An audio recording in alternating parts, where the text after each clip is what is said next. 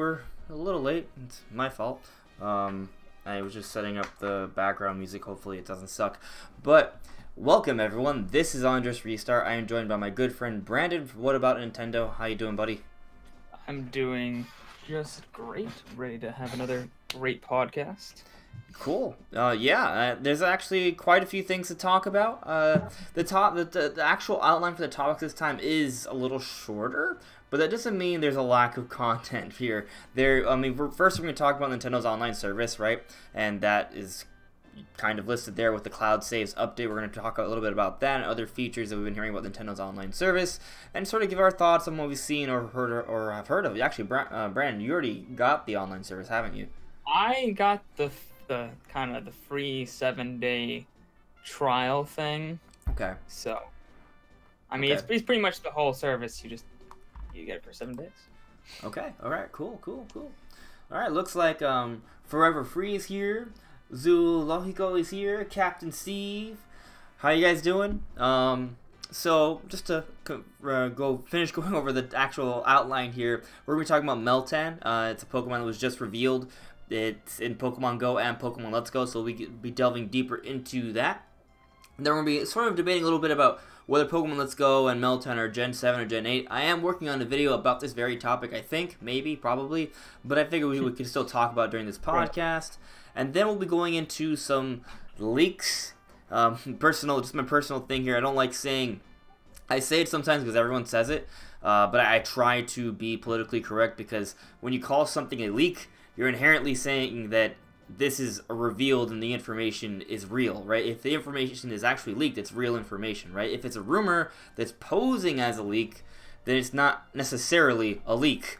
So we're going to be talking about rumors that might be leaks, okay? Right. So one of which being Ken for Super Smash Bros. Ultimate, another being for Minecraft Steve as well, in Super Smash Bros. Ultimate, actual fighters. So we're going to be talking about that, the possibilities of them, the possibilities of rumors, and, you know, just talking about good old Nintendo and such. So, yeah, we have a fair bit to talk about today. Brandon, before we, sort of jump into things, is there anything you kind of want to talk about your week, about your channel, about your life, or games, or whatever? Oh, it's been kind of slow lately, to be honest. It's just been kind of smooth sailing, nothing disrupting the waters too much lately. So just kind of the usual YouTube grind, to be honest. I haven't gone outside in days. It's one of those kind of moments, just grinding away. Ah, the life. Miss the living sunshine. Without the sun. Right? Yeah. Miss the sunshine, man. Yeah, you should get out. I got out this weekend. It was nice. My family actually came over this past week. I went into the city. I live in Jersey, New York, so went to the city a few times, took them out to eat, and we had a good time, and also saw some friends yesterday as well. Had a good time. I still managed to make some videos throughout the week, so, you know, I didn't take a full-on break, but took like a minor break. It was good. So I had a good time, and, you know, I've been looking into all these rumors and leaks and stuff throughout, and I have a lot to say, so I'm pretty ready. Mm-hmm. Yeah. Let me see. Oh, look. Hey, Snazzy. Welcome, man. Thank you. Good to have you here. Love your profile pic, dude. Fuzzy pickles, man. Always the best. Captain Steve is already in his Smash costume. Then a bow, and finally... you play some TNT. Interesting. Oh, look. Alexander Christopher also just subscribed. Hey, Blackstar dude. Chris, how you doing, man? So, yeah, let's get started. But I guess before we get started, you know, a little bit of a somber note here. I don't know if you guys have been following, but basically there is this person named Chris Taylor, right? He's known on Twitter as Spooky Woobler, right? Apparently he was diagnosed with terminal cancer a while ago, and he didn't have that much time to live. But he was a big fan of Nintendo and Super Smash Bros. And he was really hyped and excited for Super Smash Bros. Ultimate. But he was concerned that he wouldn't make it to be able to play the game, because he was really looking forward to it. And, some of his friends started tweeting and sharing this and trying to get Nintendo to, you know, get him to be able to play the game. So this sort of took fire. It wasn't by Chris Taylor's design, right? and it caught fire, became trending, and with Nintendo, without actually announcing it publicly, they privately sent some Nintendo representatives over to Chris Taylor, and they brought an E3 demo for Super Smash Bros. Ultimate, and he got to play it for a few hours with his friends. So he was very excited about this, very happy about it, and just a few days later, actually I think today we found, it was last night I believe I found out, he passed away. So kind of a sad, somber moment, to be honest with you. I was a little emotional just thinking about it. You know, obviously well, maybe not obviously, but I'm fortunate enough to be very healthy, right? But I remember back in 2004 and 5, kind of waiting for The Legend of Zelda Twilight Princess. Like, I really wanted to play that game so badly. Like, I was looking forward to the game for years, and you know, I had some issues with my family at the time, and I really wanted to play this game, and there was a point where like my stepmom wasn't necessarily going to let me play any more games, and I was saying, look, if there's only one game I could ever play in the rest of my life, I want it to be Twilight Princess. So obviously it's way smaller, way smaller, but I kind of understand having that desire to want to get a chance to play a game. And this is like his final wish, so it's far on a far bigger level, and he got to do that, and then he left this world. So rest in peace, Chris Taylor. You know, personally, it kind of hit me home. So that's my thoughts on it. Brandon, I don't know if you want to share anything on that, or your thoughts on that, or the actions by Nintendo or the community, but I think it was very beautiful, but also very sad. Yeah, I mean, it was just, the community really came together, and everyone was sharing it and liking it and adding Nintendo, and like, Nintendo, get this man a demo. He needs a demo. And I'm just so glad that Nintendo got there pretty much just in the nick of time to bring this man a demo, which is just, it's just great. I'm just glad that Nintendo wasn't like, oh, well, we're too good to bring people demos. They were like, nah, man, this is about gaming. It's about, you know, it's just about sharing fun experiences with people, and you know, somebody who won't be able to get these experiences should be able to get them as well. So I'm just glad that he was able to get it pretty much just in the nick of time. Like, when I heard that I feel like it's uncanny, was gone, dude. I was super surprised, because as far as I had heard, he had a few months left. At least that's what the doctors are saying. So I was super surprised. So, I mean, if Nintendo had taken any more time, then he might not have gone to play it at all. So I'm just glad they were very on the ball. As soon as seemingly as soon as they heard about it, they went straight, got that man a demo, and they weren't sharing it themselves. It wasn't a publicity stunt, which I think is very important. And it's, I mean, you know, I feel like it's weird, the timing of it. Like, that's kind of part of what made it hit me at home, because, like I said, like, I can understand having that big desire to play one particular game, right? And this is someone who doesn't have that much to look forward to because of what he was dealing with, his terminal cancer. So it was a lot to deal with, a lot to push through, a lot to work through, a lot to fight. So he got this final wish. You know, I'm not going to try to make any judgments or interpretations, but it's just the way the timing was. It was very, I'm just going to say uncanny. You know, it's just kind of weird how these things happen. And I'm not trying to get like superstitious or anything. It's just weird. It's just weird. But I'm glad that he at least got to have that moment with his friends. And it kind of goes to show you that, you know, even though Nintendo is a video game company, they're a business, that doesn't mean there aren't people that don't work there. That doesn't mean that they don't care individually, right? Like, I'm sure there were some people part of Nintendo's marketing team that saw this and they were like, hey, we can do something for this person. And they did. They gave him at least something that probably gave him some solace, some joy. And I think there's a lot of value in that. So, you know, there are people there. I think it's important to realize that there's people there. Yeah. It's weird. Just weird. But, yeah. I don't want to dwell on this subject for too long, but rest in peace, Chris Taylor. Yeah, so we'll be moving on shortly, but hello, Fortnite is Cancer. Hello, Snowman. How are you guys doing? Maybe. Yeah, that might be the case, Fortnite is Cancer. But definitely Nintendo of America has a lot of people that are very good. That I think we can agree with. So, let's move on to a more positive note, moving forward, right? Or not necessarily a super positive note, that kind of depends on how you look at it, but the Nintendo Online Service. We've heard some different things coming out since the Nintendo Online Service has come out. Brandon, you tried out the free trial, as you mentioned earlier, and a couple new things that are just off the top of my head that we sort of learned about Nintendo's online service. One, it has, when you have it, or because of the Nintendo Online Service, game sharing is a possibility in a roundabout way, but still game sharing. It's a pretty valuable feature. And also cloud saves, even though it was reported and people were talking about how oh no, cloud saves, if you lose Nintendo Online membership, your cloud saves would be deleted immediately. No, apparently not. Apparently, as confirmed by Nintendo recently, that you can keep your cloud saves for up to 6 months even if you lose your membership. So they don't delete it. Right. So it's one less thing to sort of complain about Nintendo's online service. So, I don't think Nintendo's online service is perfect, but I think we're learning a little bit more about it, and it's not as bad as some people are making it out to be. Maybe not great yet, but I do see a lot of signs for improvement. What do you think, Brandon?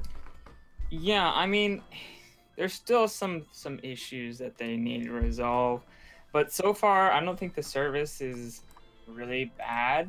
I don't think it's a bad service. It's just not really a good service quite yet, or at least not a great service quite yet. It's just like it functions. But it's not like, oh my gosh, I'm so glad I'm paying $20 a year for this just spectacular service. There's a few things that they still need to fix for me. Obviously, cloud saves should be for every game. That's still an issue. In-game, like console voice chat, not having to use the phone app would be great. And getting some dedicated servers in there, because Mario Kart still has the disconnection issues. Splatoon, I actually heard after the 4.0 update, I haven't tried this out myself, because I don't know if I think I played Splatoon for like a few hours, but I never have this problem, but I didn't play extensively, but I've heard people who play it a lot have been getting more disconnections than usual and more like laggy games after the new update, which is really weird. So there's like a few things they need to iron out there, and it's just not great yet. But I did get to play the NES games, and they actually work really, really well. It's pretty much like having an NES Classic without having to have an NES Classic. So, I mean, for me, it's almost like it's worth it, because I was going to get the NES Classic, and I was like, oh wait, there's 20 NES games on the service, and every single one of the games I wanted that's on the NES Classic was also in the service. So I was just like, oh, I'll save $40 and just get the service. And they work just as well as, at least the ones I played, just as well as the NES Classic. Like, there's no input lag. The coloring is great. In fact, I've seen side-by-side comparisons to the NES Classic. The coloring actually, in some cases, looks better on the Nintendo Switch ones. Just slightly. It's like the most minute detail. Like, you wouldn't ever notice when you're playing. But, like, it looks super good. It plays super well. It's really, the NES games are just perfect. Like, they're perfectly executed from what I've played. Do you have the NES Classic by any chance? No, but I have seen a lot of people play it and heard impressions and seen different things, so I kind of know the quality from that. How would you say it compares from what you understand? From what I understand, it's just as high quality, if not a tiny bit better in some instances, like the coloring. Yeah. Slightly and there's also more vivid. the added benefit of the Switch being portable. Mm-hmm. Now, do you know if you have to be connected online to use the app? Yeah, from what I've heard, you only have to check in once a week online. Oh, okay, so you can take it on the go and play all 20 games whenever you want. Okay, that's really important. I just want to make sure that I understood that. Okay. That's good. That's good. So, it's interesting though, right? Because we've gotten several trademarks and patents recently. People have been data mining into the eShop, and we've seen several things. We got trademarks for a whole bunch of games like Elite Beat Agents. We also we got the N64 Trademark Controller not too long ago either, and now people have data mined a whole bunch of names or actual like pieces of data that suggest maybe Virtual Console. Like they showed the names for NES, SNES, N64, not GameCube, but DS, and there was also VCS there, which people are sort of interpreting it to mean Virtual Console or Virtual Console Switch or something along those lines. So people are thinking, hey, is the Virtual Console actually coming back?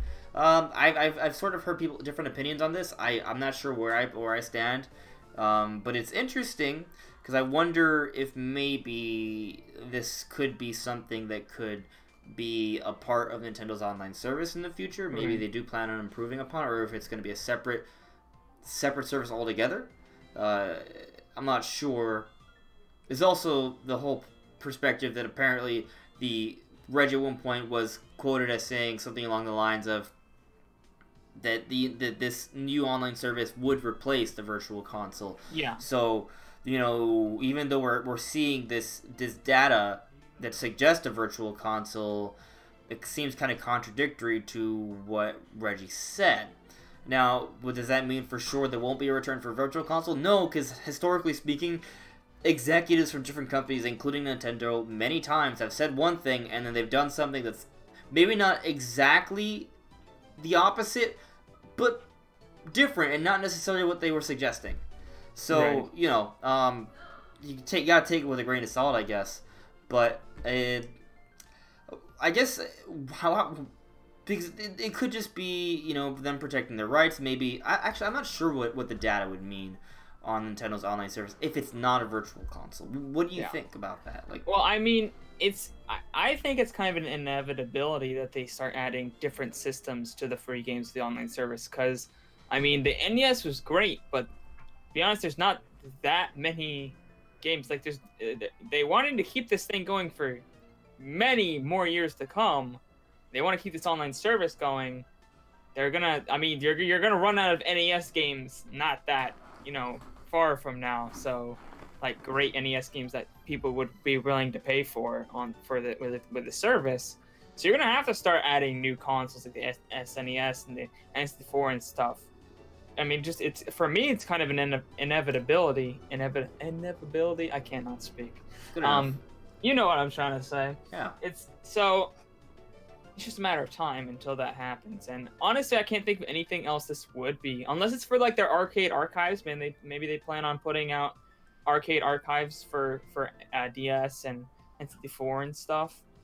But I think it's just a matter of time before they get in the online service. Right. But here's the thing, though. Even though that data may be in the eShop, we also got the trademark for the N64 controller. We know the PlayStation Classic is coming out. And if we follow the trend of NES Classic, SNES Classic, it would suggest that we're supposed to get an N64 Classic this year. Now, there hasn't been one announced yet, but they usually don't really need that much time in between an announcement and release. It could be a month or two before.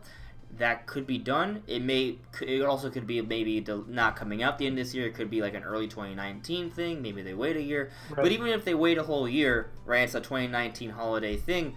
If they're out an N64 Classic, it doesn't really make sense to have a service that provides N64 Virtual Console games. I think that's part of the reason why we haven't seen any sort of legitimate Virtual Console yet, because it would sort of take away from these classic systems that have been coming out. So I don't know what that means. Like there could be an N64 Classic around the corner because we got that N64 controller trademark. Like that is I feel like that's pretty telling. Right. So, that's something else altogether. I don't know exactly how it would work out. I wonder if, because it's just kind of hard to see. It's kind of hard to predict what Nintendo's going to do. Are they going to come with an N64 Classic? Are they going to update the Virtual Console? Or is it going to be both? Maybe all that data is there on the eShop, but maybe what will happen is that they will announce something sooner or later where we will start seeing more games like a Super Nintendo games, like DS games, on the eShop in some capacity, whether it's linked to the online service or not. And then we will get the N64 Classic within a year or so, and then eventually we will start getting N64 games. And then maybe even more eventually we'll start seeing GameCube, maybe a couple of years down the road. Maybe we'll start getting ports of those NVIDIA Shield ports from China. maybe that's how it could work. It could simply just be a Right. timing thing, and this is all inevitable. We will eventually see all the kinds of virtual console games on the system. It's just going to be a matter of time. Right. I wonder if they'll like if they come out with an N64 Classic and they just wait a few months and then put the N64 games onto the service, because obviously the NES Classic just got a re-release Yeah, and they're still putting. There's they're going to be selling. 35 They're selling both NES NES games and at the end of SNES the Classic in retail right now. Yeah, NES just got a big second push, and yet the online service gives you 20 for free, and most of them are like the biggest games on the NES Classic. So, I mean, that's why I'm not getting one. So I wonder if they just want to sell those for a few months, get their money's worth, and then put them on the online service. Even entice people to get that. Maybe. Yeah, I mean, I don't see the need for the NES Classic, cause especially with Nintendo's online service.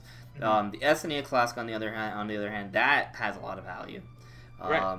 Another thing, the PlayStation Classic. I haven't seen the full lineup, but I saw Final Fantasy VII. I was like, oh, that's interesting. But wait, Final Fantasy VII is coming out on the Nintendo Switch relatively soon as well. So I'm definitely not getting a PlayStation Classic.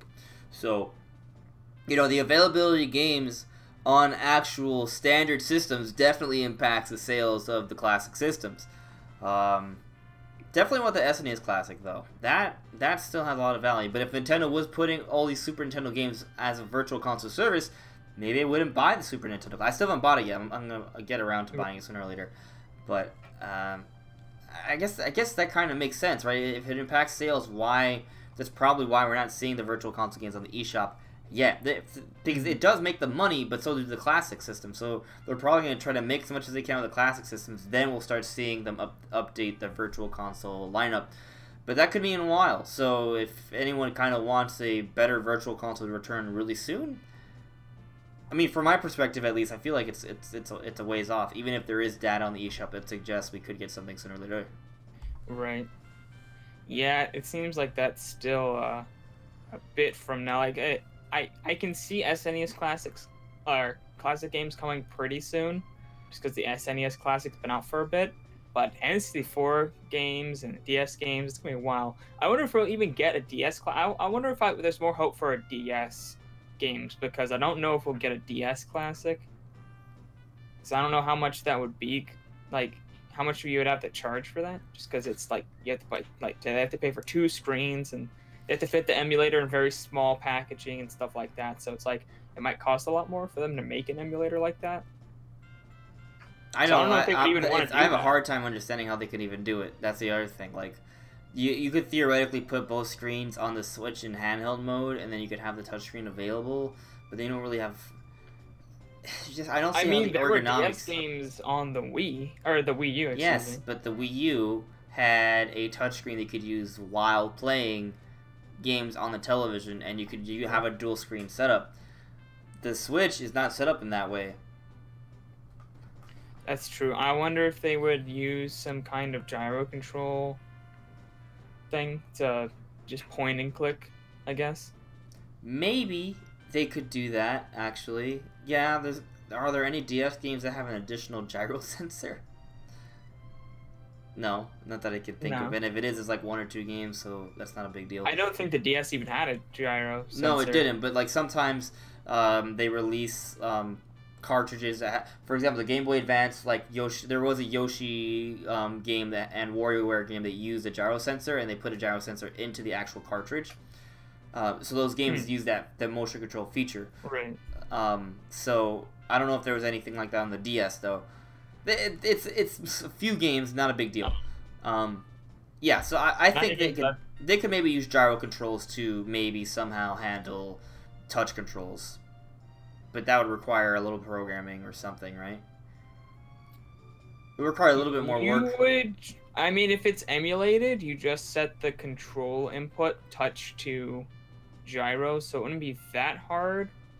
You could just... How will it work, though? You would just have to do a few different changes to, like, the emulator, because they use their own custom emulator, so they just have to change it in that way. Right, they would probably have to assign a button to a click, though, right? Or a tap. Yeah. Like, there would have to be a cursor now on the touchscreen, and there would have to be a button to... They could use the shoulder pads because the DS only had one shoulder pad. Right. Yeah. Yeah, it could work. There's extra buttons on the Switch that the DS didn't have. So. Yeah, there's plenty of extra buttons. It could work. Will they do it though? Yeah, I don't know. I don't know. So, but yeah, let's see what you guys are thinking in the chat. Unless there's anything you sort of want to. Well, we could come up with our own random, just for fun. We could come up with like our predictions for an N64 Classic. If you know what we haven't talked about, which I'm not even sure if you heard, because I didn't hear you mention this at all, but there have been data miners have discovered oh my in God. Splatoon 2. Oh, the voice chat thing, yeah. Voice chat stuff. We haven't talked about that. What was the voice chat icons they found? Yeah, there were voice chat icons. There's a voice chat option on and off, and there was some kind of like audio bit rate measuring feature. So does that mean they're gonna add voice well, isn't there technically voice chat through the app? There is, but that would not need to have any data on the Switch itself. I'm not sure. I didn't read the article, so what exactly do you think it's implying? It obviously is implying some sort of native voice chat because it's features that aren't on there that aren't needed for the phone at all. And they're in here. Like, these are unused. They're not activated at all. Okay, so basically, there's at least some data within the coding of Splatoon 2 that suggests that they could have a voice chat set up without the phone's app. Yeah. It was just added via the 4.0. It's not, none of it's activated, but if it was going to be used, there's nothing else it could be used for pretty much other than... As far as I know, there's absolutely nothing it could be used for other than in-game, like through the Switch voice chat. Yeah, I mean, look, if they did that, that'd be great. It really is not that hard. Like, with an update, they could offer... They don't even have to, like... Yes, they could assign the audio jack on the Switch itself to work with headsets, with an online sort of voice chat thing with games. But, like, I just want them to release a Bluetooth headset that works with the Switch. Like, right. I mean, they can make it themselves. They can make it themselves, and we can buy it, and they can make more money. Yeah, honestly, they could. As far as I've heard from people who know tech and stuff, they could literally just enable Bluetooth headsets, and it would work if they wanted to. Like, it has the proper Bluetooth. I'm looking at my Switch right now. I can't imagine it's that like demanding to. I'm wondering if maybe if you have too many controllers connected, there's not enough Bluetooth signal left for headphones. That's why they don't let it. Just lock voice chat to just when you're playing one player on the system. Yeah, I don't know. Or at least two players, because I mean, it should definitely be possible. I mean, the Switch can connect like 8 controllers at least, right? So I feel like it shouldn't really be an issue. I mean, yeah. I mean, sure. If you want to block voice chat for 3 players and above, that's fine, because. When does that ever happen that you have several people voice chatting with like 5 people playing on one system? Like that never happens. Yeah. So I don't see how that should hold it back. I really don't. I mean I don't understand. I'm not a developer, so I don't understand if maybe like there's some sort of hardware limitation. But considering that even like the original Xbox that came out back in 2001 was capable of this technology, I have a hard time believing the Switch can't do it, right? Like the Switch is like what, like 25, 30 times stronger than the Xbox. So the original Xbox? Yeah, I'm just it's way bigger. Even bigger than that. It's a lot bigger, a lot. So I don't really see how this is an issue. It's just Nintendo being dumb. So, I mean, hey, if it happens, it happens, right? And Nintendo hasn't made any actual announcements, so maybe it'll happen. I just don't want to assume it will happen, because there have been times where we've seen data for something and it just doesn't amount to anything, right? It could just be them thinking about something. But like you said, it came with the 4.0 update, so you would think that this is kind of like a recent thing that they may actually... Why would they put it in the 4.0 update if they didn't have like new plans to maybe get this working? Right. So yeah, I don't know. It's very, very odd. But I'm crossing my fingers, hoping that they'll add that. Now I'm wondering if there'll gonna be any other games that people might be able to find this feature in. So I'm hoping maybe we'll find some other data miners who will find this stuff. Maybe when Dark Souls comes out, or maybe when Mario Party comes out, there'll be maybe maybe in Smash, maybe in December they'll data mine the heck out of that, and then people are like, oh look, there's voice chat in this. So they still haven't really fully explained the online like setup at all for Smash Brothers, have they?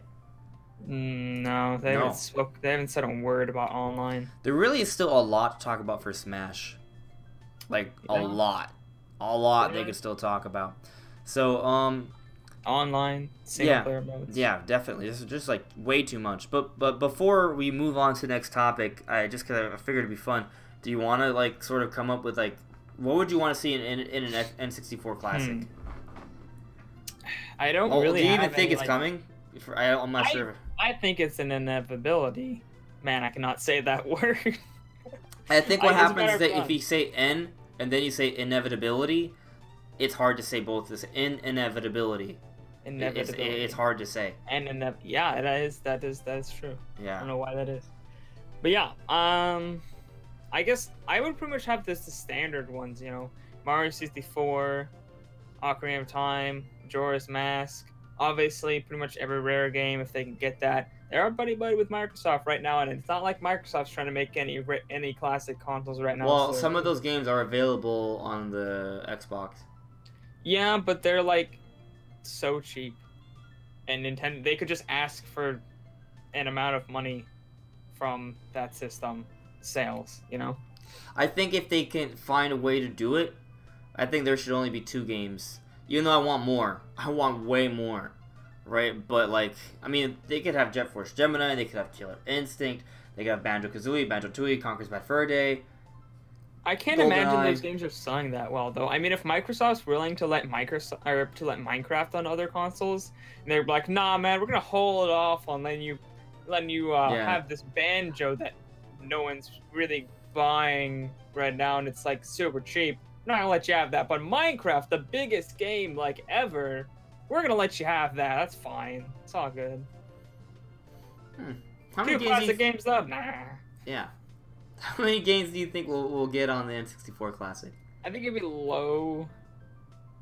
Probably 15 to 20.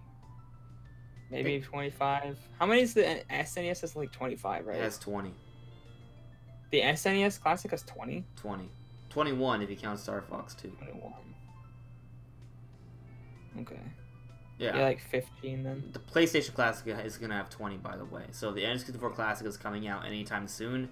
It's kind of like a direct competitor. True. Yeah. So you're thinking still 20? Because the NES Classic had 30. Yeah, the NES Classic had 30. So like it's cheaper to get into NES. It's Super Nintendo or their bigger games, right? So with the N64 Classic, would they have to scale it down even more, right? Because the games are bigger. But I feel like they would have to use different hardware already. Like the Super Nintendo Classic probably doesn't have the same right hardware, or at least have to be like reorganized and optimized to make it run well. I'm not sure. From what I've heard, like people who hacked their SNESs, it just works like with the N64 games. So I've seen it, but the frame rate is like all over the place, and not just by a little bit, like by a lot. Like it's really bad. Well, the emulator isn't specific for it, so I wonder if that's the issue. Right. Well, I mean, it's not definitely about N64. I've heard is weird to emulate though. Like I've heard it's just not, there's not very good emulators for it because something about the chipset's really strange.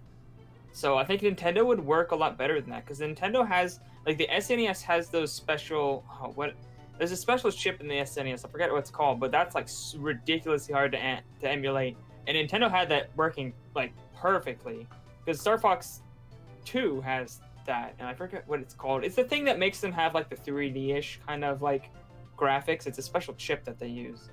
The Super Effects chip? Yeah, the Super Effects chip. And it's like ridiculously hard to emulate that, and it's fine on the SNES Classic. So I wonder if they'll be able to take the N64 Classic with all their knowledge of, you know, exactly how it's built and exactly how it works, and just make an emulator that runs buttery smooth. I mean, it's definitely gonna run smooth. I'm not concerned about that. I just wonder if they, if they're gonna have to change what's already there for the SNES. But like you said, it has a history of working with already some 3D graphics relatively well with the Super Effects chip and such. So maybe it isn't. They don't have to change the hardware too much, if at all.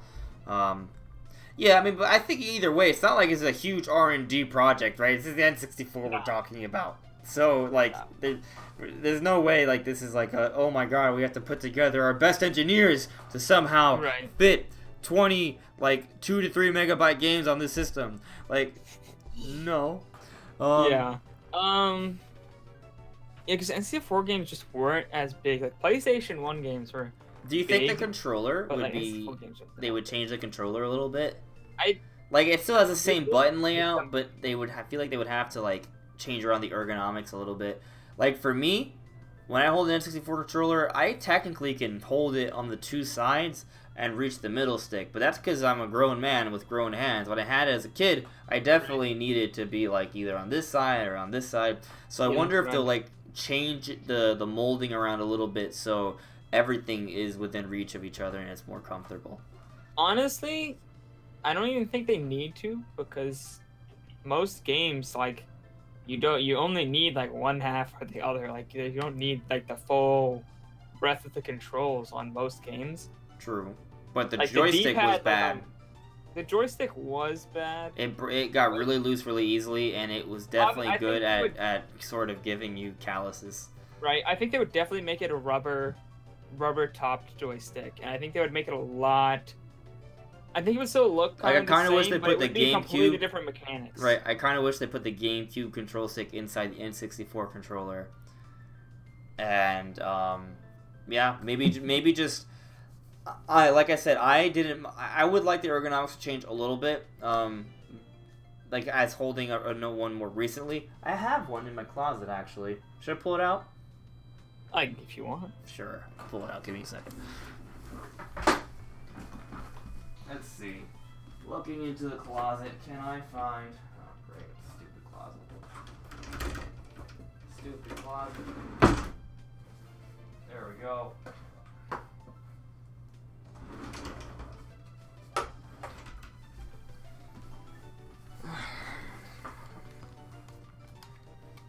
Yes, I'm wearing pajamas. So am I. So it's all good. So, this is, like, the original, like, gray N64 controller. Look at that beauty. Yeah, it's a beauty, right? It still looks like it's kind of in good quality, right? Like, even the C-Sticks, like, seems to be in...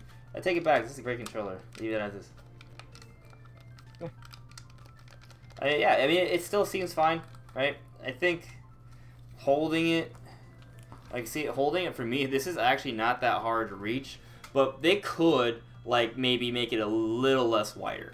They could. But obviously you want to hold it like this. And when I hold it like this, my fingers are actually touching each other. I don't know. Maybe they don't change it at all. Maybe the whole point of a classic is to keep it close to the original. What? They couldn't... I don't know if they could make it any smaller, because people with, like, big hands wouldn't be able to hold it, like, like this. So their fingers would be too close or something. So... Yeah, well, I'm not an engineer at Nintendo, so... I don't know. I haven't R&D'd that, so... Yeah. I mean, maybe, like, they could tilt it a little bit. Like, instead of just, like, going wider, what they do is they literally maybe angle things in or a little out. But, like I said, it is supposed to be a classic, right? So maybe they don't change it at all. Right. I do think they need to work on the joystick, though. I think that's, like they have to. I think they would have it look the same, but it'd be completely different mechanics, and then, of course, it would have a rubber tip instead of just the plastic. Yeah, I see that. But that thing wore out so easily. I don't know what was wrong with it, but it just, after a while, you just hold it, and it just, like, you tilt the controller, like... Yeah, actually... I'm not even moving it! This one's pretty tight, actually, surprisingly, but I've had others that... I've had others that are pretty bad. They are super loose. So, yeah, I think we're ready to move on. I guess just to quickly put out a list of games, I think 15 is a little bit more of a modest expectation. I think they could still theoretically hit 20. Ideally, they hit 20. I think it's pretty unlikely that we're going to get a lot of rare games, which are a big chunk of the good games on the N64, but maybe we can get one or two. And I feel like the two ones they have to have are GoldenEye and Banjo-Kazooie. Yeah. If they can somehow do that, it'd be great. I would hope that they would get in more, just because Rare and Microsoft and Nintendo are so close, and it's not like Microsoft's really doing anything with Rare right now, so it's not like they're over here making new Banjo games and stuff. Okay, crazy idea.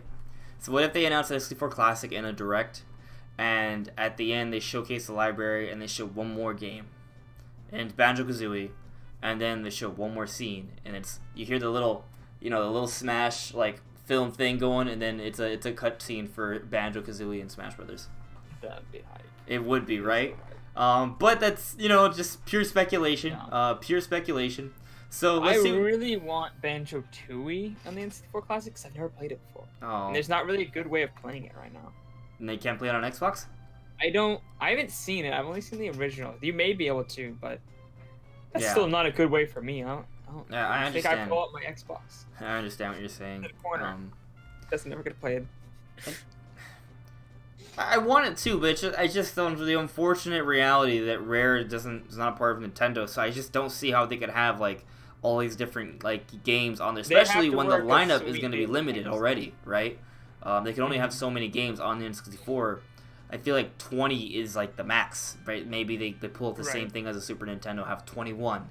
Yeah, but honestly, there's not that many games that would be better than Rare is like one of the biggest. I can give you some companies. All right, look at this. Mario 64, Ocarina of Time. No, I'm saying that are better than there's not 20 plus titles that are there's not so many good titles in this 4, which I'd rather have this than Banjo. I'd rather have this than GoldenEye. Well, you could you could have a lineup of 20 that. games, and it would still be a great lineup, and there wouldn't be any rare games on there. For me, I couldn't. Well, let me give you 20. Let me try. All right. I for the record, I want there to be rare games. I want like half the lineup to be rare games. I just don't think it's gonna happen, because of the rights. Right. But maybe one or two. Maybe. Heck, maybe they surprise. Maybe they do pull off like 3, 4, or 5. That'd be crazy. But just to kind of put out a list: Mario 64, Ocarina of Time, Majora's Mask, Donkey Kong. Well, Donkey Kong 64 would also be kind of rarish, right?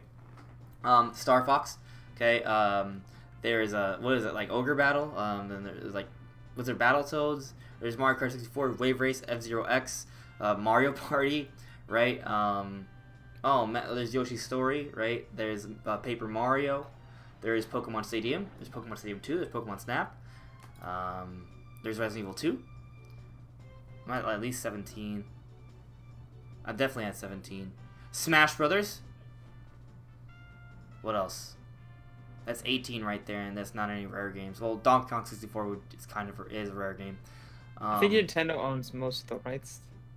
I feel like they definitely would be able to have that on there. I already said Wave Race, right? Technically, there's 3 Mario Parties on N64, but I feel like they shouldn't put maybe Mario Party 2 or something. I think there was only. I think they would only put 1 or 2. Mm-hmm. Mario Race. There's Pilot Wings, actually. Pilot Wings. I'm at 19. Right. There's definitely more.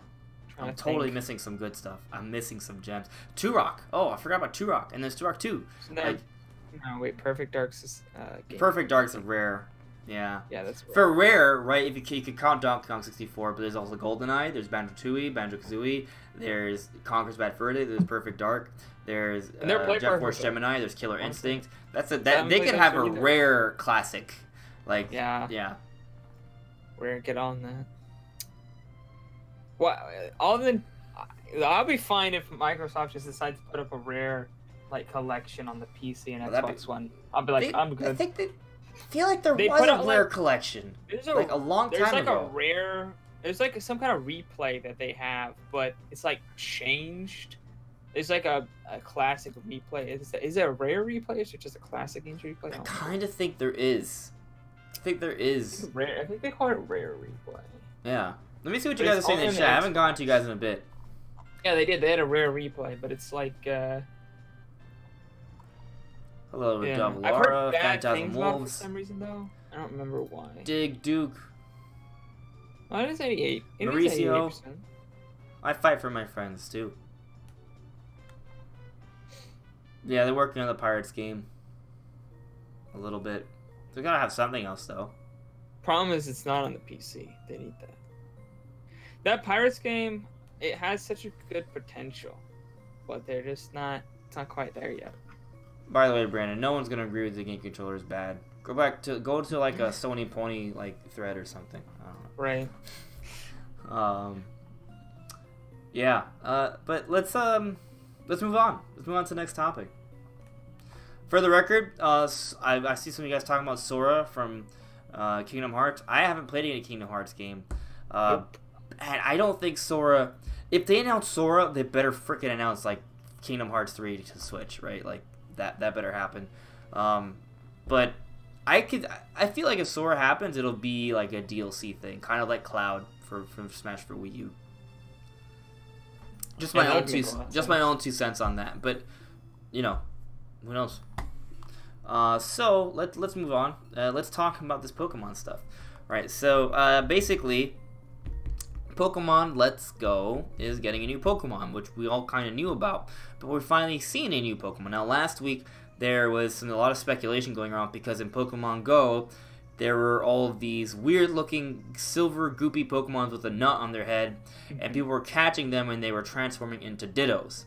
And then people looked into, like, they data mined it, and they saw that this Pokemon was under the file name Kecleon, which is already an established Pokemon from Generation 3, and the eye even kind of looked like Kecleon's eye. So we were thinking, what the hell was going on with this? Is this maybe some sort of glitch or mistake, and that this is actually the Pokemon we're getting in Pokemon Let's Go? And as it turns out, it seems like it is, right? Because now, in fact, it looks like Niantic sort of planned this is all some sort of event. They made it seem like it was a mistake, like some sort of glitch in the system, and then they had this whole video that came out with the 2 different professors, one of them Professor Oak, and it was all voice acted, which is really cool. And they basically talked about the story, how like there's this discovery for a new Pokemon, Meltan, and then Professor Oak is like, oh no, wait, it's not a new discovery, it's actually an ancient Pokemon, Meltan. It's a Steel type, it's really small, it's a mythical Pokemon. And we're probably going to be getting it in Pokemon Let's Go. We're going to be learning more about it really soon. So, Brandon, I know you're more of a relatively young Pokemon fan, but what are your thoughts on this whole event, the way they presented the Pokemon, the way it was revealed, and what do you think it means for Pokemon in general? Oh, it was weird for sure. The fact that it's just like, oh look, a new Pokemon, and then you catch it's like, what? This Pokemon already got this Pokemon. I don't know what's happening. So I heard some people like they would find it and then they'd be like, oh, they found it on the map. They would like try to catch it, but it would already they'd be gone. Like they'd be playing, all of a sudden like every Pokemon would be Meltan, and then they would try to catch it and it just disappeared. So it's like really weird. Like it feels like it was a glitch, and then they were like, oh, we gotta make this video explaining what's happening so people don't think it's a glitch. Or it's like it's to kind of cover our tracks here. I don't think they were covering their tracks. I mean, we'll never know for sure, right? But we might. They might say, "Oh yeah, it was." Oh no, it wasn't. Of course, if they say no, it wasn't, we'll just assume they're lying. But it wasn't a mistake. They did it was a very weird way. Very good cover up. Basically it functions as a really weird end-game event that throws everyone into a fuss on the internet debating about what it is. People are like, "Oh, what's this weird, mysterious Pokemon that's glitching out into a Ditto?" And then actually, no, it's a real Pokemon, and it's coming out, and apparently just Dittos were transforming into these Meltans because they saw it. It's interesting. It could be a cover-up, but they had this whole voice-acted cutscene, prepared, and I feel like that's a lot to prepare really quickly, True. It's voice-acted. These are voice-acted lines. So it's not like just text. It's not like a little thing. This is like a 2.5 minute scene with 2 different professors, right? So, and it's animated. It's all animated in 3D with 2 professors and voicing. Like maybe they could call in the 2 different voice actors within a few days. Like, hey, look, we need you to go and fix this screw up for us. But I feel like this is intentional because they had that whole scene prepared already. It's not like it's been a month or 2. It's been just a few days. So, Very true. and I'll keep in mind, half this entire fuss was over the weekend. So, you know, I haven't seen the video. Does it address specifically, like, why it was showing up before they officially announced it? It's basically it's implied that the Ditto saw the Meltan and they liked how it looks kind of like them, so they started transforming into them. I did not know Dittos had such a power. To transform? Yeah. That's the only thing they do. Oh. Yeah. That's the only thing they do. They transform. Okay. That's why Ditto's special, because it transforms with the other Pokemon. Yeah. I see, that makes more sense now. So I did not know that. Yes, that is what my they do. Pokemon knowledge, man, it's deep, as you guys can clearly tell. Did more than the Mid-Atlantic Ridge. Yeah. So it's really interesting what it is. I don't really know. It looks like molten, like metal. It is. Well, I mean, its name is Meltan, right? It's melt, right? It is like molten metal, right? And it has like a nut on top, and it has the power of use electricity, but it's only a steel type. So it's leading people to believe that it could evolve, right? And there is a history of mythical Pokemon evolving. They usually don't, but there is one. There's Fiona and Manaphy. So this could be another mystical Pokemon that evolves, and maybe it becomes an electric steel type. And hopefully, for Pokemon 2019, it has the ability to levitate, so it's not weak to ground attacks, because electric and steel is 4 times weak. So, it's interesting. I was debating with my friend if this is a Generation 7 or Generation 8 Pokemon. Some people are saying Generation 7, some people are saying Generation 8, which is a video I'm working on for this week, and I'm going to break it all down. But I mean, it's interesting. I mean, Brandon, I know, like I said, you're like we've both said, you haven't been paying attention to Pokemon for years, so your perspective on this is a bit fresh and maybe surface level. But what do you think about Meltan, and do you think this is like a Generation 8 thing, or is this just kind of like a Generation 7 thing? Like, where do you stand on this? It's weird. I mean, it's in Pokemon Go. Is it gonna be in Pokemon Let's Go as well? That's what I heard. Yeah, pretty much. Yeah. So it's gonna be in Let's Go as well. It's gonna be that special new Pokemon they referred to at the end of the trailer of when Pokemon Let's Go was revealed. Yeah. I have to double check if it's 100% confirmed, but I'm pretty damn sure that that's what it is. Yeah. Yeah, then that's a really weird gray line. It's like, is this 8? Is this 7? Is it neither, because technically it's a really old Pokemon, so maybe it's neither. I don't know. It's actually a 0 Pokemon. Well, I feel like Pokemon Let's Go. It's weird because Pokemon Let's Go is kind of like a spin-off, but some people call it a mainline series. There's like this whole blurred line situation going on here. It's not a Gen 8, I don't think. Well, I don't think it's Generation 7, because Pokemon Let's Go is on the Nintendo Switch. It's a whole new system, right? With new graphics and a new engine, right? There's a lot of different mechanics in the game. And just for the record, there has never been a generation that has spanned 2 different systems. And that's never happened. So, you know, maybe you don't want to consider Pokemon Let's Go Generation 8, but it's not Generation 7 either, I think. Yeah, I don't know what... I think it's like... It's not even a generation. It's just... Right. Because it's also not a remake, according to Nintendo. It's not a remake of Yellow. It's a new story, and it happens at a different time period, different people. So, what is it, though? Is it like a 7.5? What does it take place? What timeline does it take? Like, when in the timeline does it take place? This is more of a theory, but I think it's pretty heavily supported. Basically, this takes place after the events of Red and Blue, a few years later, to the point where Red and Blue are pretty much adults, and they are going to be champions, and you're going to fight them at the end of the game. Yep. Yeah. So it's not that far ahead from the first game, so I don't know. Maybe it's like a Generation 1.5 or something. Yeah. It's weird, because obviously this... I don't think this would classify as Gen 8. I think Gen 8 is going to be what's coming out next year. So this is some kind of like in-between generation game, which is very odd. Yeah. So I wonder if it's an in-between generation Pokemon. That it would be the first time there'd be a Pokemon that's like there have been Pokemon in the past that have been teased and shown in movies and stuff before the actual generation comes out. So maybe you could put that in this category, but it's always usually been in movies and stuff, not an actual game. So, you know, Right. it's different. It's definitely different, which is why some people are kind of considering it more like a Generation 7 thing, because it's a whole Pokemon in a game, and normally, you know, they're having previous Pokemon games where they add some Pokemon, but it's not a whole new generation yet. So there's a bit of debate there, and I'm probably going to break it down more later, but I'm going to see I'll see what the chat thinks, unless there's anything else you want to add to this. Nah, I just think it's very strange. Yeah, I think it's strange, but it's interesting to me. I love how they made it like a weird event, and they kind of got people interested into it.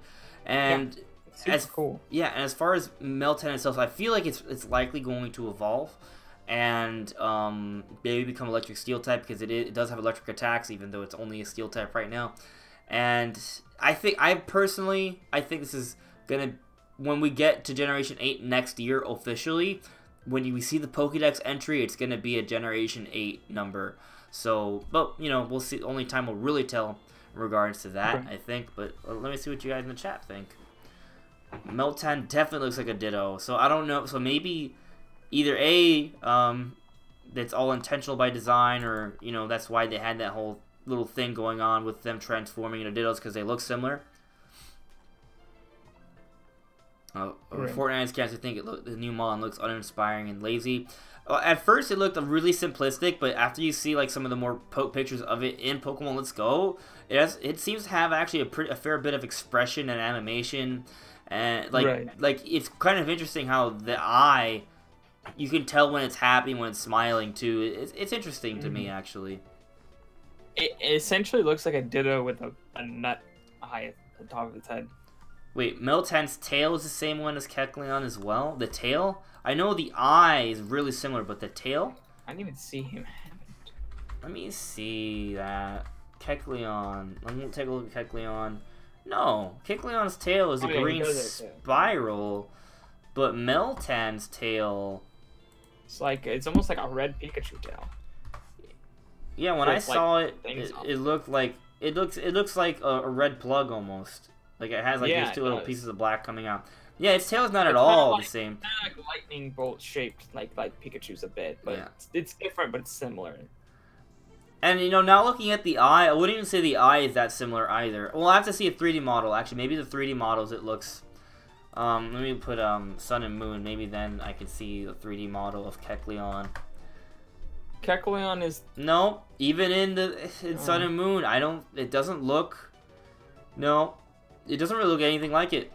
Kecleon is this lizard Pokemon, right? Yes. Yeah, it's a chameleon. He's a chameleon tail. It's all spoiled up like a chameleon.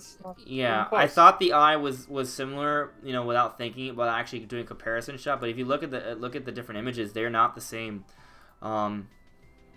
So yeah, but it definitely, the gray body is like pretty much a rip of Ditto, but silvery and missing the top piece, and it's replaced with a giant nut with an orb in the middle and a red tail. So it would be interesting to see if maybe it's somehow related to Ditto, right? Which is also interesting because there are rumors and theories about Ditto being related to Mew, because Mew is supposedly a failed experiment. Well, there's a theory Ditto's a failed experiment of Mew, you know, the original legendary Pokemon. So that's really interesting. There's possibility there. What if Ditto is a failed experiment of Mew, but what if originally these Pokemon, the Meltan, were tested on and they turned into Ditto when the experiment failed and they turned into just mush? I don't know, just random idea. But let me see what you guys in the chat think.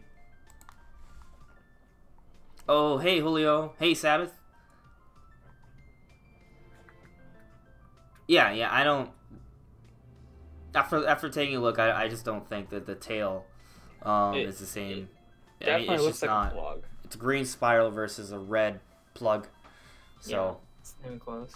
Yeah, but I'm looking at the Pokemon Let's Go model, and it actually looks a lot better than the Pokemon Go. Yeah, looking at the Pokemon Let's Go model, guys, it looks really good actually.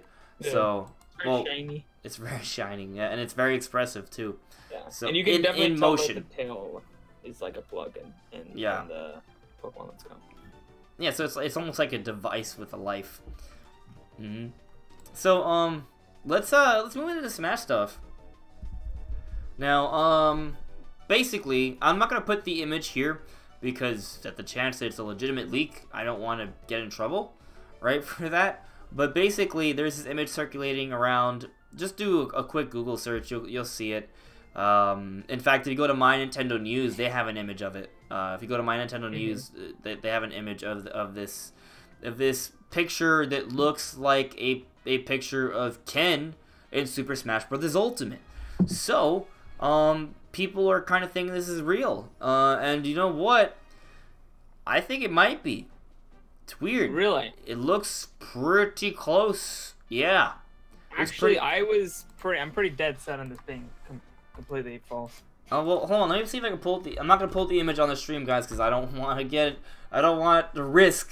At the chance this is real, I don't want to be like, you know, sued. So I'm gonna play it safe and not do that. But you guys can look it up yourselves on My Nintendo. Just go to My Nintendo News. They have it. Scroll down. It's like just like 11, 12, 13, 14, 15. If you go all the way to the bottom of the page, it's there currently, so, on their home page. But just looking at it, yeah, I'm looking at it right now, and it's weird. It could. Here's the thing, like,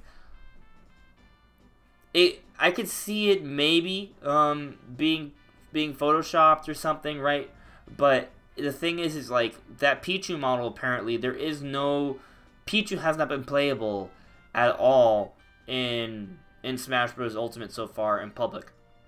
So they would not only have to get a model of Ken that looks realistic, they also have to get a model of Pichu, right? And so they would have to do that.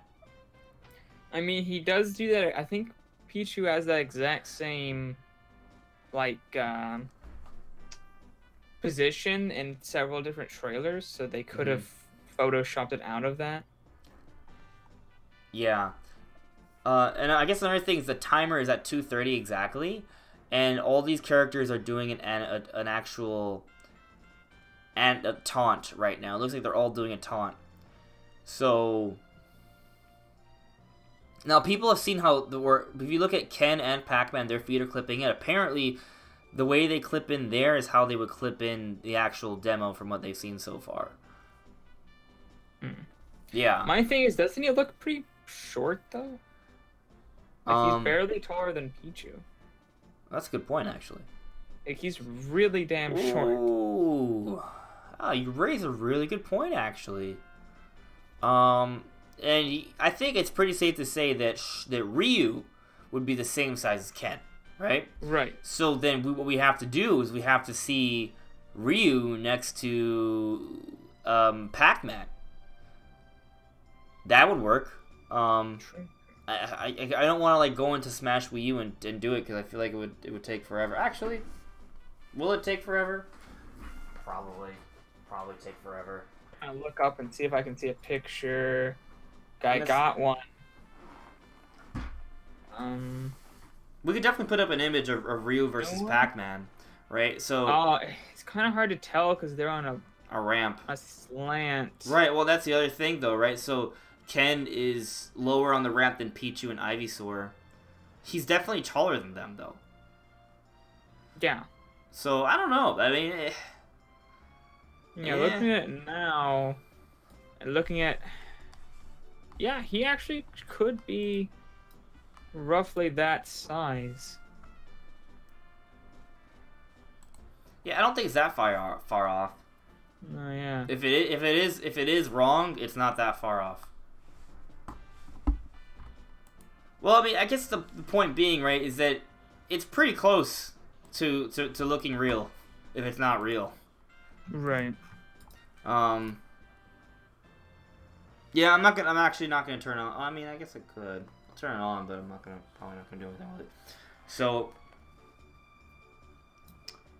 I mean, it's clear. There's clearly like some sort of debug menu on the bottom right. So if this is an image, it's an image taken from actual development. Right. I guess the shadowing on Pac-Man looks off. Right? Like if you look at the but his foot's also clipping in. And maybe it just naturally kind of clips in there, which is what I've heard, but I haven't seen it for myself. Right. And Pichu's shadow doesn't necessarily look exactly like it, but it could be. I don't know. I just don't see anything that's blatantly wrong. I've heard that apparently Pichu's actual ears don't actually get clipped off. They're not supposed to be clipped off. So maybe that's what it is. Maybe that's a hint that this is wrong. That's a possibility. I'm not sure what you mean by clip. Okay, so the bottom percentages on the picture. Oh. Yeah. Yeah. The bottom percentages on the picture, Pichu's actual ears are sticking out of the box, but they're also clipped after that. So that's a little weird, actually. Actually, weird. You know what? I think there you go. I think there's kind of your evidence. So if you look, you cannot see the image of Ken in this debug menu. So that's one thing. But also, if you look at Pac-Man and Ivysaur, you'll notice how both Ivysaur and Pac-Man do not stick out of their box. Pichu does. But here's the other thing. Even though Pichu does, it's only with its one ear, and that one ear is clipped. That's weird. I don't let you play Pokemon Trainer in the demos either, did they? That I'm not sure. They kind of picked the only, some of the only characters that you aren't allowed to play. Yeah. And the timer doesn't match up, but again, if this is like the game in its testing stage, right? Like maybe the timer's just frozen and there's just all of them trying to like maybe get like cutscenes for the game or something like that. Like I could see maybe like there's a team. The health bars are all kinds of whack. Yeah. They don't look anything right. They're not even looking close. Yeah, like what if this is real? Let's say this hypothetically speaking, what if this is real and the reason this image is here like this is because this is part of the crew that takes footage from a beta version of Smash Ultimate to build it up for a Nintendo Direct. Because they're all taunting there in the middle of the screen, right? So like that's kind of something you would see in a Nintendo Direct, or like like if they were to reveal Ken, they would show him with different characters, and they would randomly show some characters taunting. That's a possibility. I don't know. It's weird. I think it's safe to say, I'm not going to say this is for sure real, because, like, when that Pichu thing is weird, there's all this debug stuff that I don't know why it's relevant or important. I'm looking at the Inklings little picture here, and part of their head sticks out of the box. But Pichu's ears didn't stick out at all. Like, as soon as it gets to the edge, it's clipped off immediately. But only a part of it though. The other one does, but then it's just clipped after that too. So yeah, it's weird. But it's not consistent. Yeah, the Inkling on the side where it's clipped exactly, on that side the Inkling's head sticks out. Okay. Interesting. So yeah, I mean, upon closer inspection, there are some subtle details that are off, and it makes you wonder if the reason they're off is either A, because the game is in testing, or if it's just because it's fake, right? Right. It's so hard to say, because it's just like such minute stuff. It's like, oh, that could have just been something that they changed. But they're going to change. But I'll say this: if this is a fake, it's a really freaking good fake.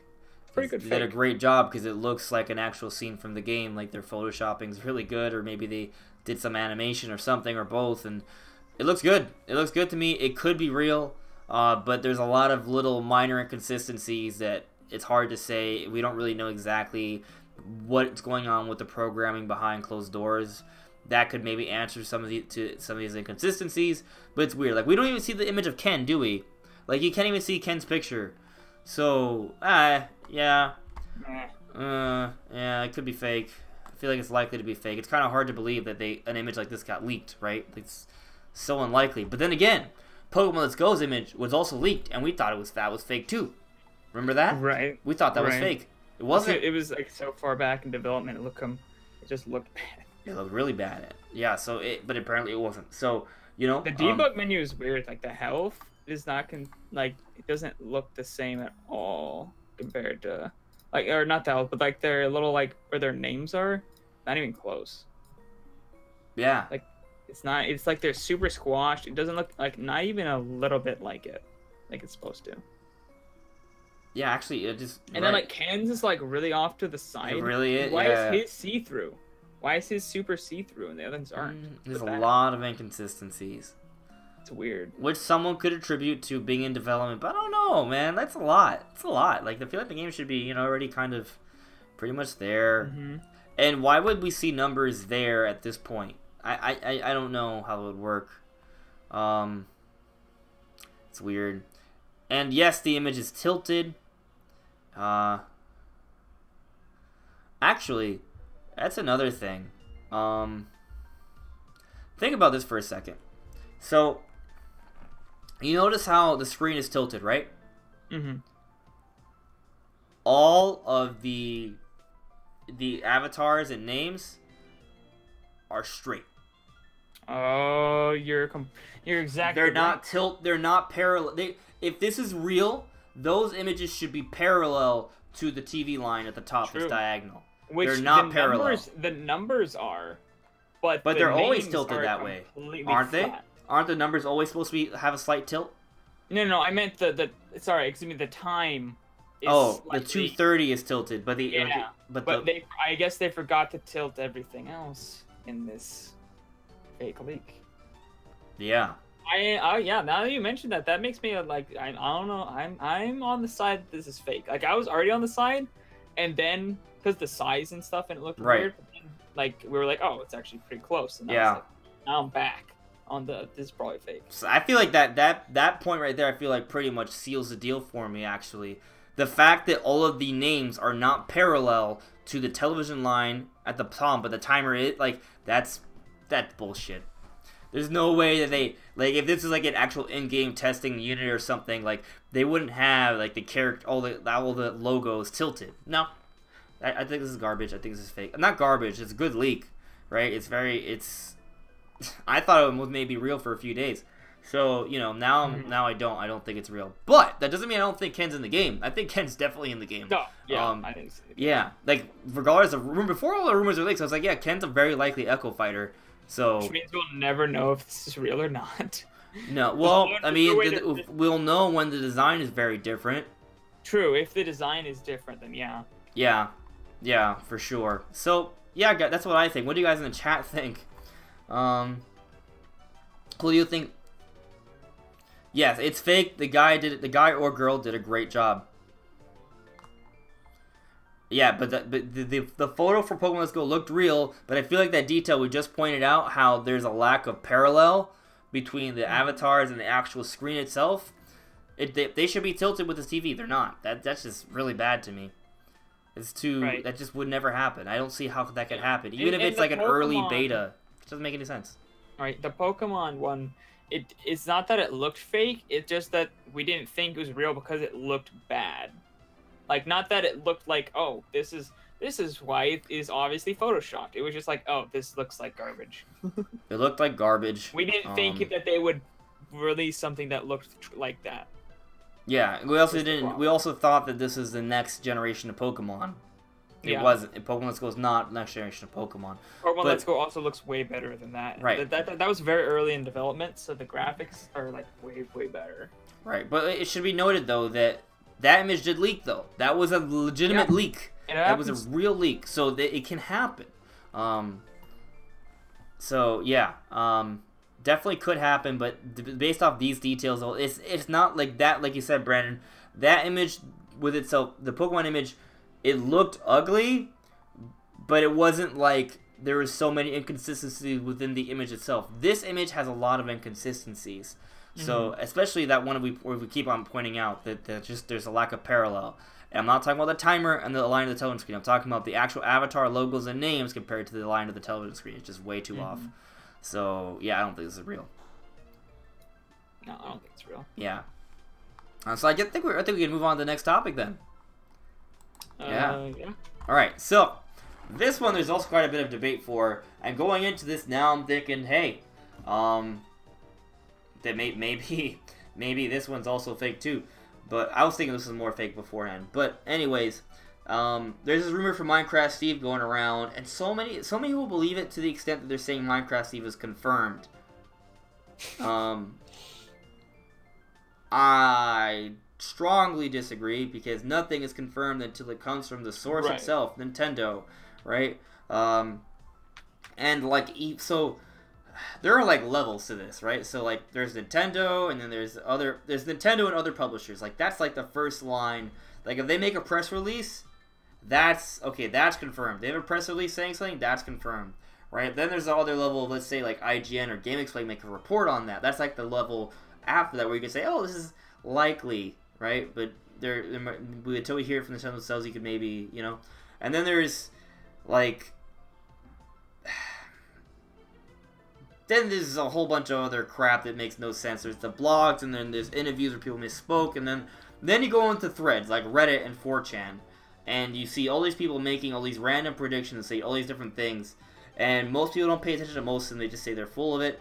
But a couple of them get a couple things right, and then people start paying attention to more, thinking that, hey, because they got a couple things right, they must be right. But people fail to realize that there's a lot of people making predictions. Some of them are going to get it right, just by the numbers alone. So we start paying attention to the ones who get it right.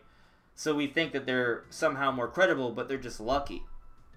That doesn't mean there aren't leaks, because it happens. Like Pokemon Let's Go was leaked. It was leaked on, was it Reddit or 4chan? I'm not sure. One of those. One of those. It was leaked on the thread. Even the image was leaked as well. So there's precedence for games getting leaked. So I'm not saying that for sure there is no leak happening, and there won't be a leak happening. Heck, even Smash Bros. Wii and 3DS, the ESRB leaked the roster for that before the game came out. Right? So leaks happen.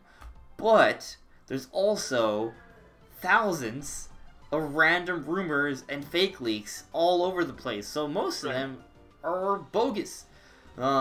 Just, you know, kind of a preface going into this topic, though. But basically, there's a couple people saying, a couple quote-unquote leakers, I'm putting quotes on there because, you know, they could just be lucky guesses.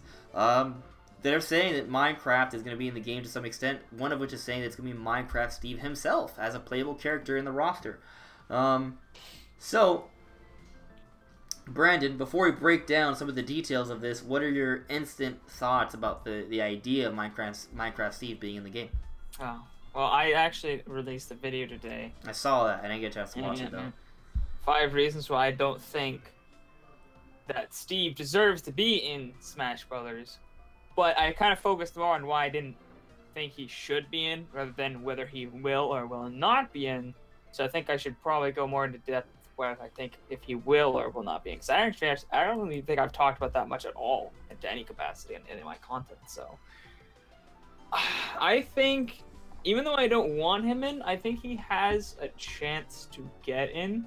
Just because Sakurai's been really going for that popular demand kind of thing. And of course, Minecraft is super popular. There's a lot of people who, for some reason that boggles my mind, want Steve to be in Smash Brothers. So, whether or not these leaks are true. Now, one of the leakers did get the fact that Android, I think 17 was going to be announced. I just want to point something out. Everyone keeps saying that, but that is not a good point.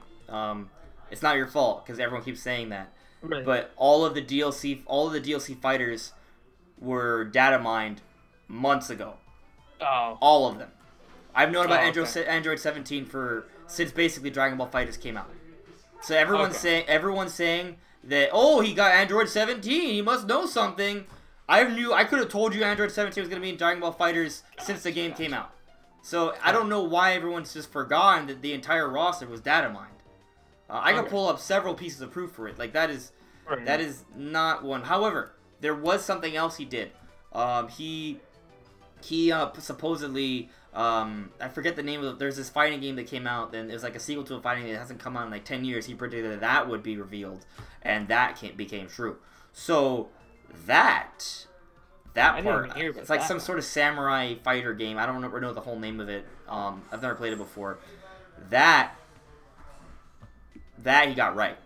Okay, so he got that right. He got the Dragon Ball FighterZ thing right, but that's not even a prediction to me. Right. We already people knew are like, about that. I keep hearing people like, oh, he predicted Isabelle. I'm like, yeah, everyone and their grandma predicted Isabelle.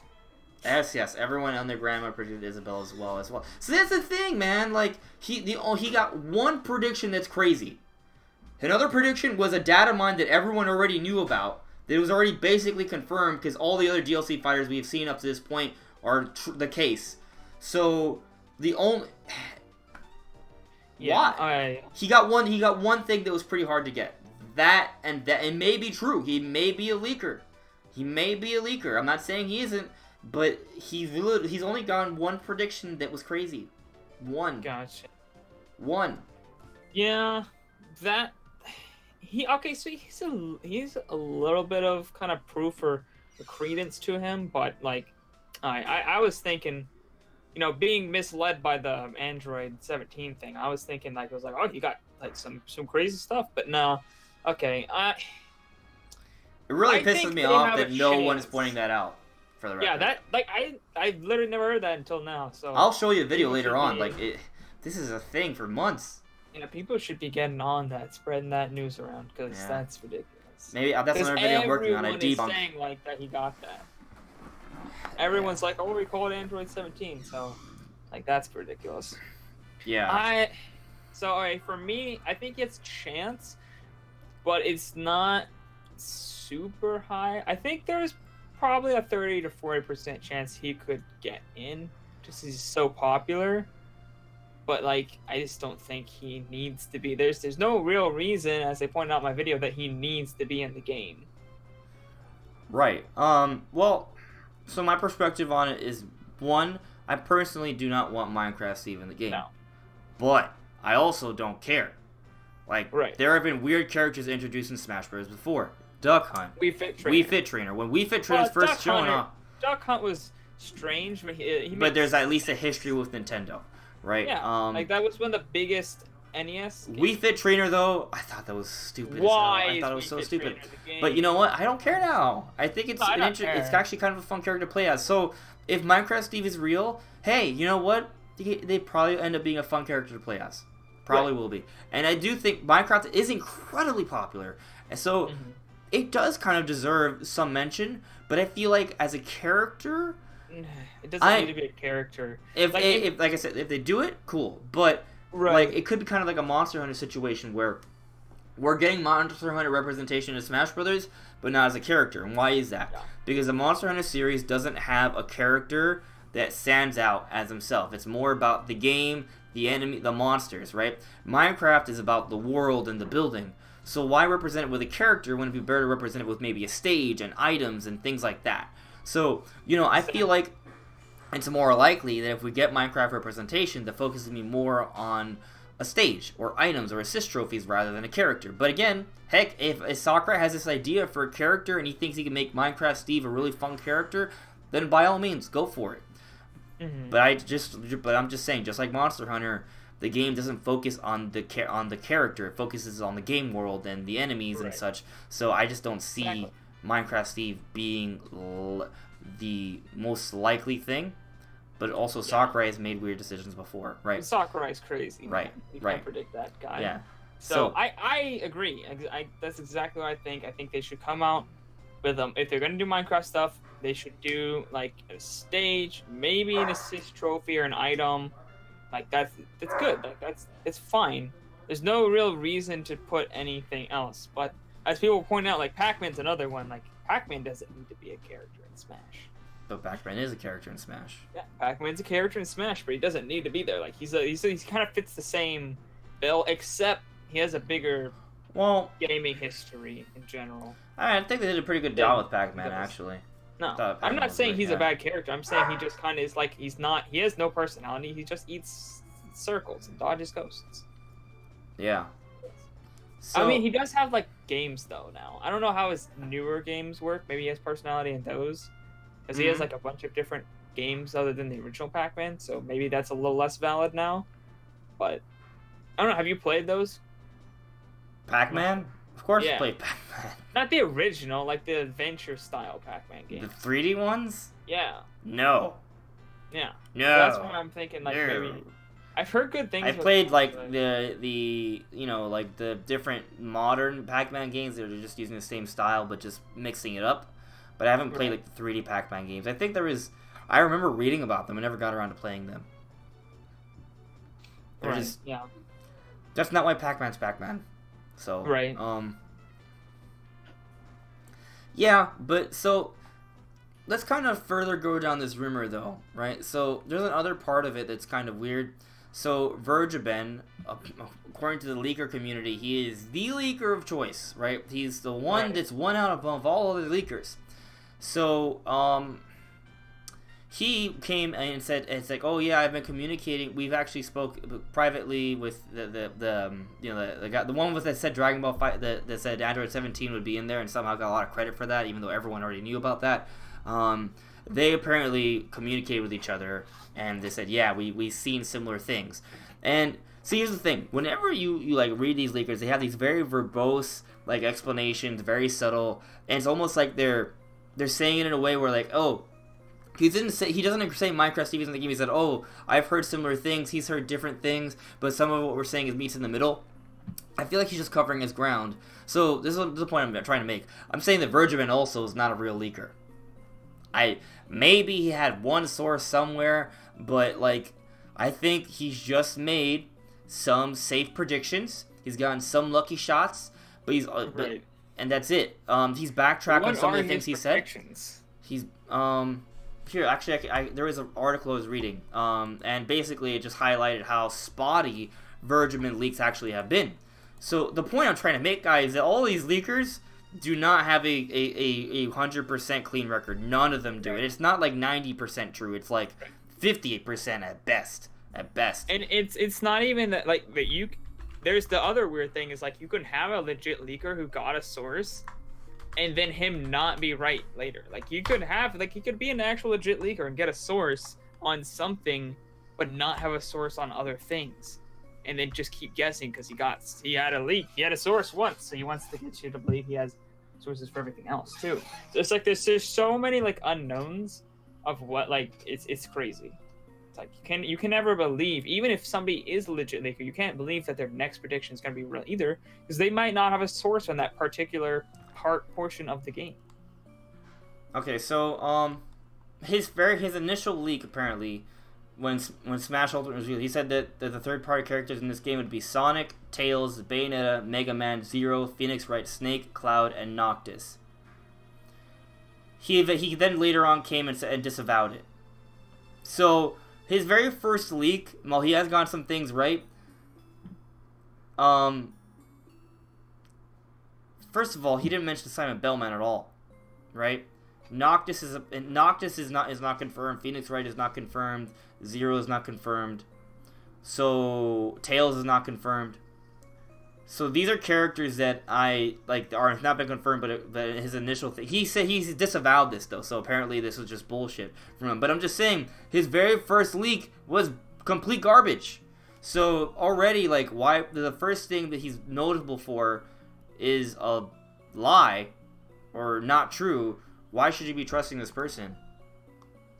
So, I mean, we can go over, all the different things that have been said here, but that's literally the very first thing that he said. So, another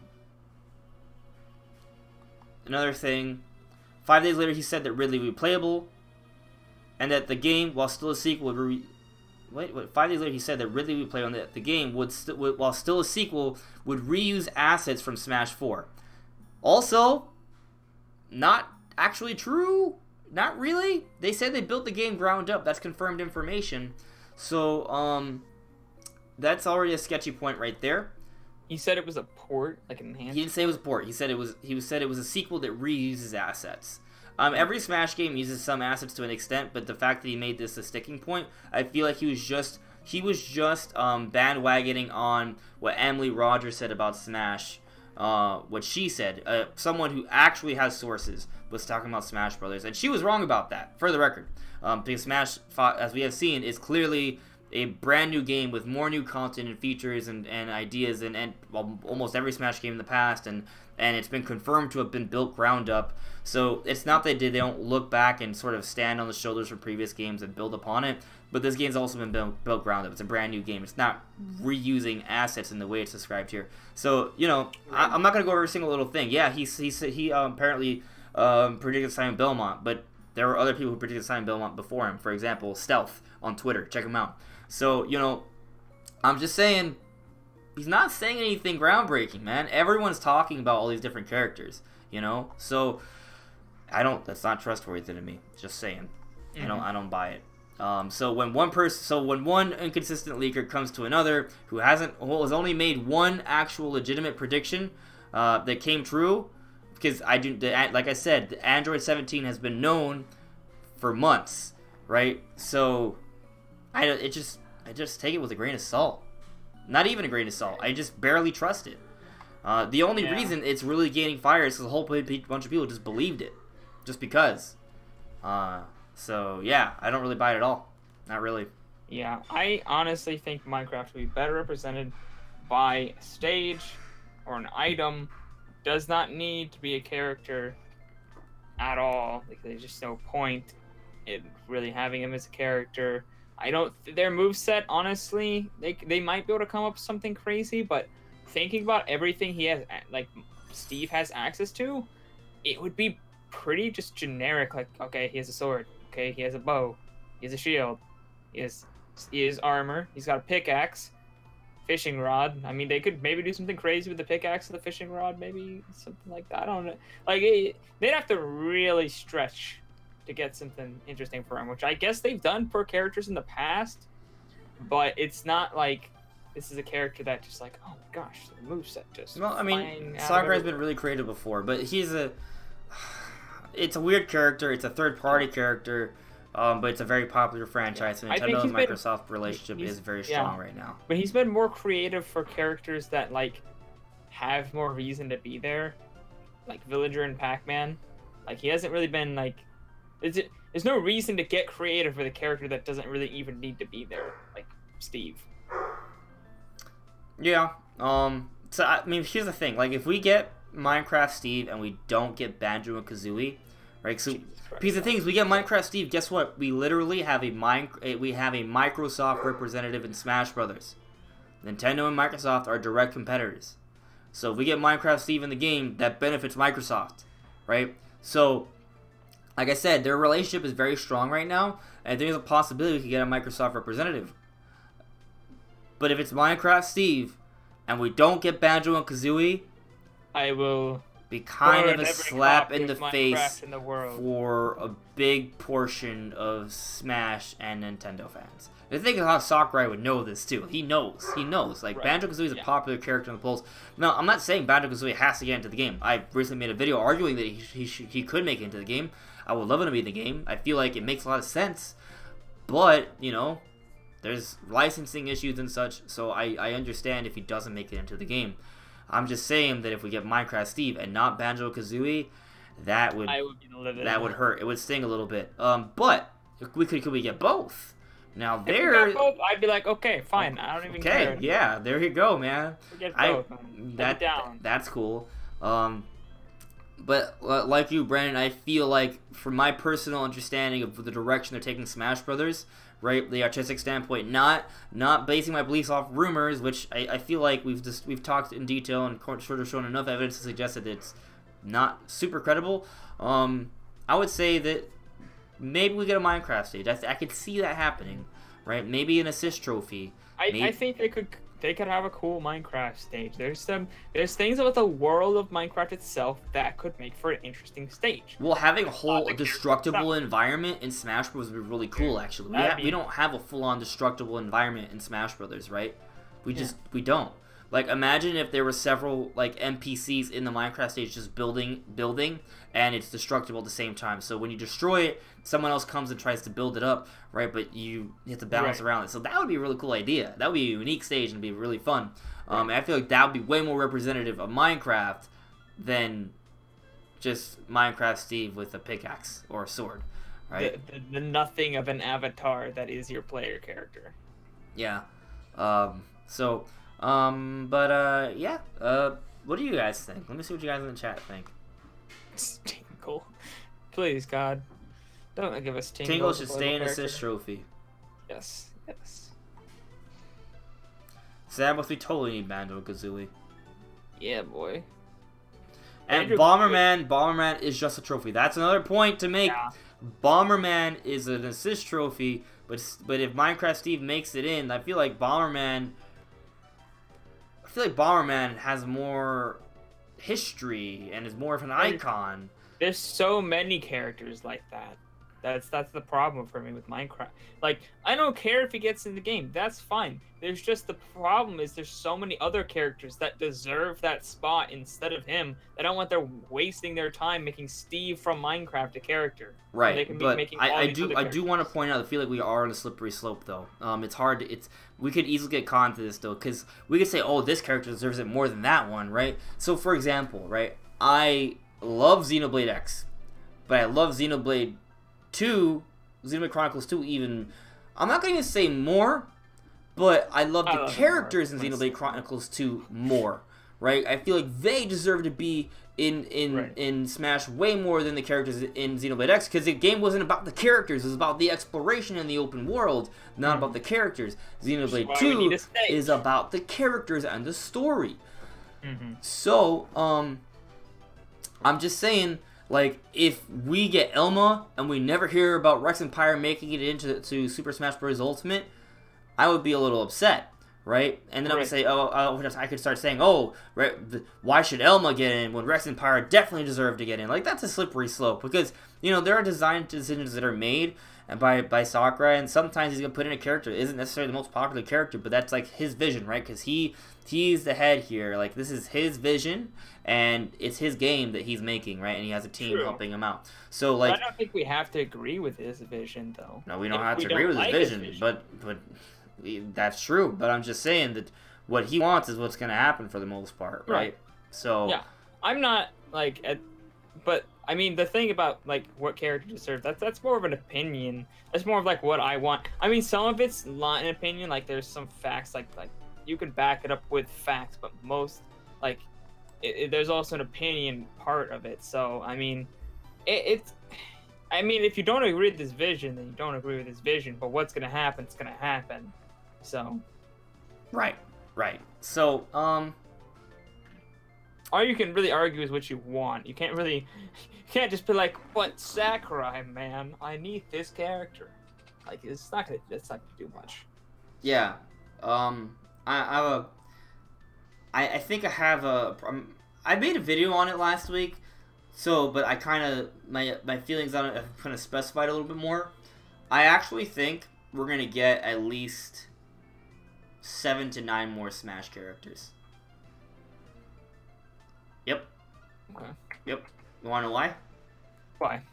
So, if you look at the amount of new characters we got in Super Smash Brothers Brawl from Melee, we got a total of 18 characters. 15 of them were brand new newcomers, a completely new movesets, and 3 of them were echoes. Okay? Not, well, clones, you know what I mean, right? So, and then Smash for Wii U and 3DS, we got 17 total new characters, 2 of which were clones. Okay? Now, people have done some mathematical calculations. Relax Alex, he made a video on it. Check him out. He made a video with his community, and they did a calculations looking at the pattern of which when characters are revealed on the Super Smash Bros. Blog, right? And the way it's been going, even with the Isabelle reveal, they maintained the pattern. Even there was a delay with it, they maintained the pattern. Based off this calculation, he was saying there could be 7 to 8 new characters in Super Smash Bros. Rounding up to 8 new characters in Super Smash Bros. Based off the pattern of characters. So, 18 new characters from Brawl from Melee to Brawl, right? 17 new characters from Smash Wii U from Brawl to Smash Wii U and 3DS. So now people are saying, oh, there's only gonna be like 8 new characters for only 11 new characters in Smash for Bros Ultimate. That's not, like, historically speaking, that doesn't match up, and the pattern of characters being revealed on the blog also doesn't match up either. So, for that reason, I think this smaller expectation people have is wrong. And I understand where it's coming from, though. One, everyone was assuming that this was a port, right, at first, okay? And secondly, when the game was fully revealed at E3, Sakurai said not to expect too many newcomers. But that statement, too many newcomers, does not inherently mean that there will be less characters. It just means to reserve our expectations. The Smash Bros. Team, no matter what team it is with Sakurai, every single time produces more content than the previous game, right? They always outdo themselves. So, bearing all of that in mind, and on top of the fact that he introduced Echo Fighters, right? So now they're doing way more clone characters than ever before.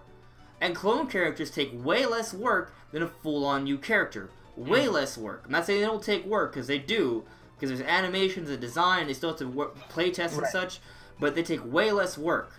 So, all I'm predicting is that rather than one-upping themselves like they always have, I'm predicting that they match the same number because they're going to have half the roster be clones anyway.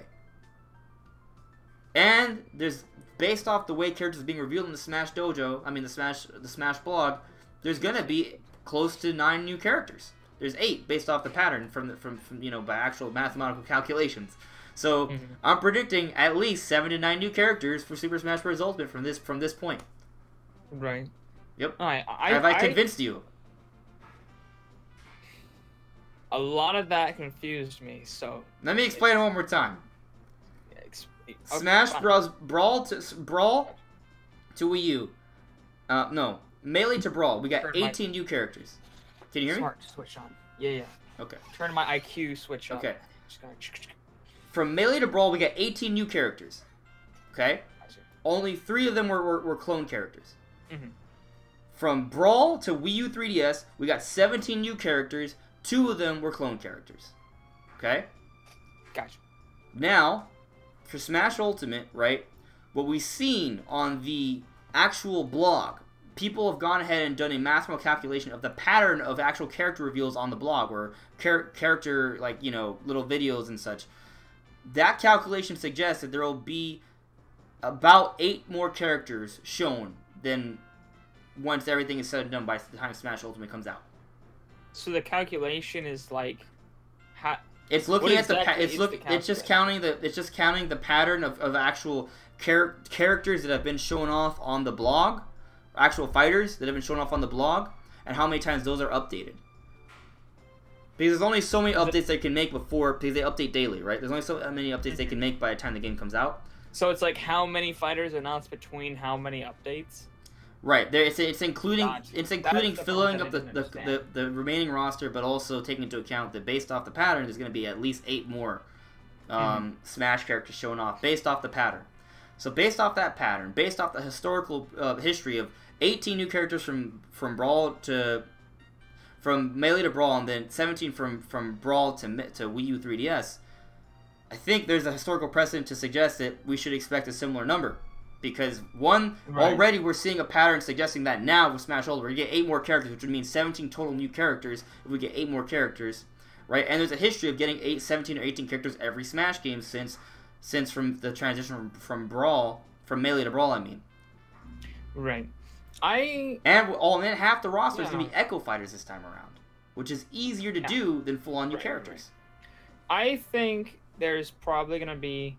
Yeah, because I mean that kind of matches up with what I've been thinking, because I was already thinking like at least 4 to 5 like brand newcomers are going to go in the game. Like that's what I've been predicting for a couple of weeks in the podcast. And I'm thinking if you're going to do 4 to 5 newcomers, you could probably put another 4 echoes as well. So that makes sense. Yeah, I'd agree with that number.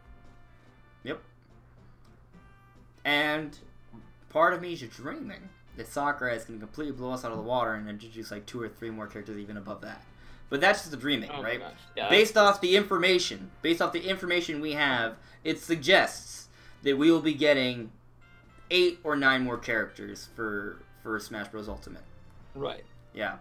That would make sense. At the very least, I think we're going to get at least 5 more characters, like 2 or 3 newcomers and 2 or 3 echoes, 5 to 6 more. Like that's like the bottom. Like that's right, because I mean, think about this: they still haven't had like their finale for the Smash hype cycle, right?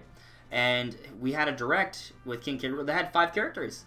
Yeah, 5. That's exactly what I've been saying. Like they had this like direct. That's not even like their big like end of announcement kind of thing. Like I think they're definitely gonna have another direct and another big like hype cycle leading up to the release. I almost feel like there has to be 2 more at this point. Really 2? I'm thinking there's going to be 1 and maybe like an extra like newcomer announced during like the Game Awards or something to get that final hype before the game comes out. Yeah. That's kind of what I'm thinking. I literally my Banjo-Kazooie video I made this weekend. I said, oh, it would be really cool if they reveal Banjo-Kazooie at the Game Awards. Right. Yeah. Yeah. So I mean, some people have been saying, "Oh, there's only gonna be 2 more characters." Bullshit. They're not gonna have a whole new gigantic like finale hype cycle. Like, oh, by the way, we're announcing 2 characters now. Right, and about a week ago, they were saying that those 2 new characters were going to be Incineroar and an Echo Fighter in Ken. Right? Yeah. No. Why would they? They would have announced those instead of like King K. Rool and Simon. Yeah. They wouldn't keep their lamest. I shouldn't say that because I'm sure some people are really hyped for those characters. But in my opinion, the least hype characters for the final reveals would be Ken and Incineroar. Yeah, those are so expected. Ken is basically Ryu, just with a fire attribute. Right. That is okay. If that's your finale, like your penultimate to finale character reveal, boring, right? Incineroar, okay, he's a cool Pokemon, but if you look at what the actual design for Smash Ultimate, it's about being the Ultimate Smash Bros. Game, appealing to the fan request. Incineroar is not a fan requested character. Right, Incineroar was the favorite starter Pokemon for Masuda. That's not based off the Smash Battle. It's not based off anything like that. So it just doesn't go against the vision. I think there could definitely be a new Pokemon character. Definitely, there's a really good chance it could be Incineroar, but I don't see how that could possibly. I don't see how it could likely be the finale reveal for Smash Ultimate. And I know some people said, "Oh, but Shulk was the final one for Wii U," and there was Duck Hunt.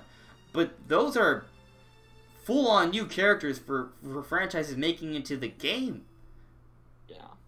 Like, Duck Hunt is a historical figure. It's an icon of the game. Duck Hunt was actually pretty damn cool. Like, I thought that was pretty awesome. I thought it was really cool. Of course, was so freaking hype. I was like... But people would make the argument that Shulk was just not a popular character at the time, and Smash made him popular. No, he was popular before that. Shulk was the main character for the best Japanese RPG of the previous generation. Yeah, it was such a critically acclaimed. No, it was very people played it, but the people who played it, knew that it was one of the best, JRPGs like ever made. Like, it was such a good game. Like, people understood that. Like, it wasn't very widespread because a lot of it was because of the weird releases and stuff. But that's not. Like, the game itself, among the people who played it, was very highly regarded. So, like, no. And I could, however, make the argument that they might announce, 5 or 6 characters because they're going to have the hype of whatever this new single-player mode is to talk about. That is one argument I could see. Not 2 characters, could never see that, but maybe only, like, 4 to 6 new characters being announced because they have this new big, hopefully super hype spirits mode that they still have to talk about. Yeah. I mean, they still haven't talked about the online, still haven't talked about spirits mode. They still have several characters. The online's not really hype. Yeah, and then Koro has basically confirmed to us that there's at least 5 more stages in Smash Ultimate. Mm-hmm. So there's a lot to show off. And if they show that, I'll be happy. Like, if they 4 to 6 new characters, some great new stages, and the spirits mode, that'll be enough for an amazing final hype cycle. But they also haven't told us about all the other alternative modes as well, like multi-man melee, maybe board the platform, break the target, home run contest. Like, none of that's been shown off yet either, right? So a lot of people think Smash Run might come back as well. So that'd be great. That's kind of more of a basis rumor, kind of like not just an idea than actual. I wouldn't even call it a rumor. It's just kind of like speculation because. It was a great mode on 3DS, and people loved it. So, I could see it not making it, but at the same time, I also could see 8-player Smash not making it, and that's in the game. So, because I predicted that they might not have 8-player Smash come back because they wanted to bump the graphics up. Yeah, apparently, we both agreed on that. We both agreed that they might not do that, but they did. Apparently, we underestimated the Switch because they bumped up the graphics a lot, and they kept it in. Yeah, and so. I could see Smash Run returning, because it just looks like Smash Ultimate's like, hey, this is the game where you're just not gonna have any room to. You're never gonna need to go back. Nope. This is the Ultimate Smash. No, yeah, exactly. So we're pretty much near the end of the podcast, guys. Well, we can still talk about a few more things, but if you have any sort of questions or anything you guys want us to bring up, put it now in the chat. Yeah, Banjo-Kazooie amiibo would be so epic. Gosh, I'd buy that instantly. Fantastic idea, Victory 19. It's gotta happen. I would have it pre-ordered before I could even realize. Yeah, actually, private information brought it up. Yeah. Oh my god, I would want it so much. I'd have it in my cart. It'd be pre-ordered. I've already spent money in it, but like it wouldn't even have processed fully that it exists. It'd be that quick. I just buy it that quick. Yeah, I really would like to see an amiibo for that. It'd be so good. So good. Non-specific action figure in Smash. That's an interesting idea, private information. It would be cool if they at least could just put like a trophy of it. Right? You know, when you collect trophies in Smash, you can see like detailed descriptions and when they were introduced. If we could just see a trophy of non-specific action figure, that'd be funny. I don't understand. You don't know about non-specific action figure? The most iconic Nintendo character in the history of everything? How could you not? What's wrong with you? Let me show you. What is non-specific action figure? Go to Google. Okay. Go to Google. And type non-specific action figure. Oh, it came up like immediately. Yep. He was introduced in one of the earliest like Nintendo Direct. It was an E3 presentation for the Wii U. Oh, I wasn't following Nintendo news back then. Yeah. Huh. Yep. Yeah, he's really cool. He's number 1. The best character ever. Why would this be a tribute to I Wanted? Because it was during his time, and yeah. I'll put up an image for people who haven't seen it before. They just called him non-specific action figure? Yep, it was a joke. What was his point? He was a non-specific action figure who saved the day and liked Wii U. Okay. You have to look at one of the. I think look at like the first first or second E3 presentation for the Wii U, and you'll see him in action. Gotcha. Yeah. My first. That's him, guys. I put him on the stream. Ever was like E3 2014, I think. It was like the first, like around that time was when I was getting into Nintendo news because I didn't understand how it worked. Yeah. Well, guess what? Non-specific action figure is taking over the podcast. Yes. He is the ruler of all. This is the podcast now, guys. Non-specific action figure, the true hero of Nintendo, the paragon of humanity. Okay, I'm done. Alright. Yeah. So, let me see if there's any last things you guys wanna bring up before we call it a night. Let me see. Zulohiko is saying Bando Tree developed by Nintendo in collaboration with Rare. Oh, that'd be amazing, but that just won't happen. I mean, wait, what? What was Banjo Tree. Yeah, like Banjo Tooie, Banjo Tree, yeah. Yes. Yeah, if it happened, it'd be so cool. Hey, Marty. Interesting. Zuno, you would not be mad if Steve from Minecraft made it into Smash. Like we were saying earlier, like if it happens, it happens. You know, it could be an interesting character. Sakura could the only thing that I just don't think it's gonna happen. If Banjo didn't get in because Minecraft Steve was in and Banjo didn't get in, I'd be so mad. But from a business perspective, makes way more sense to have Minecraft than Banjo. Yeah, from an investor's perspective of like, oh well, Minecraft. This is millions and millions of people playing Minecraft. Who plays this Banjo? No one, right? So you know. But I think Sakurai wouldn't go for that. I think he understands the market. The actual the fans want Banjo. The fans don't want Steve. Some fans do. I'm not saying you guys don't deserve to have Steve. I'm just saying more fans want Banjo. So, we'll see what happens. Imagine which one would have less controversy. Which one would have less controversy? Yes. One of them would destroy the internet with controversy, and one of them would destroy the internet with too much hype for Smash Ultimate. I'm pretty sure you guys can figure out which one is which. Nope. At first, I thought you were referring to Banjo until your second statement was like, "Oh, that's the one you meant for Banjo." Obviously, I literally don't know how you don't know this. Obviously, maybe it's because I'm dumb. Eve would be controversial, and Banjo would just be hype. Like nobody would get mad that Banjo's in the game. a lot of people would get No. mad if Steve got in. It'd be a huge controversial topic, and tons of people would be upset. If Banjo gets announced, the internet's aflame with nothing but super amounts of hype for Super. I almost said Mario Odyssey for some reason. Super Smash Bros. Ultimate. Yeah, it would be controversial if Mario Odyssey got into the game. Oh, it already is. Yeah. No, I agree. Steve in it would would be more controversial amongst fans. For sure, there would be a lot of hating and smack talking, like, oh, why this, why that? But I think a lot of people will just accept it once it's confirmed. And especially if we see it in motion, it could actually be cool, right? Don't underestimate what Sakura and the Smash team could do. But for Banjo, I would just say it would say so much more, right? Like, cause of where it's at, like the history, like that would be a big iconic moment. It would be a story, right? So, will it happen though? Well, there's a good chance neither will happen because it's Microsoft, Nintendo's direct competitor. Even though they do have a great relationship, it's still Nintendo's direct competitor. And by putting him in Smash, you are creating more awareness for those characters, and you are helping Microsoft to make more money by doing that. That is a fact.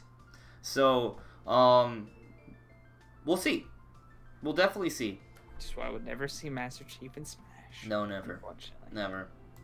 Nope. Unless Nintendo and Microsoft, unless Banjo, Microsoft games can be sold on Nintendo systems, it'll never happen. Right.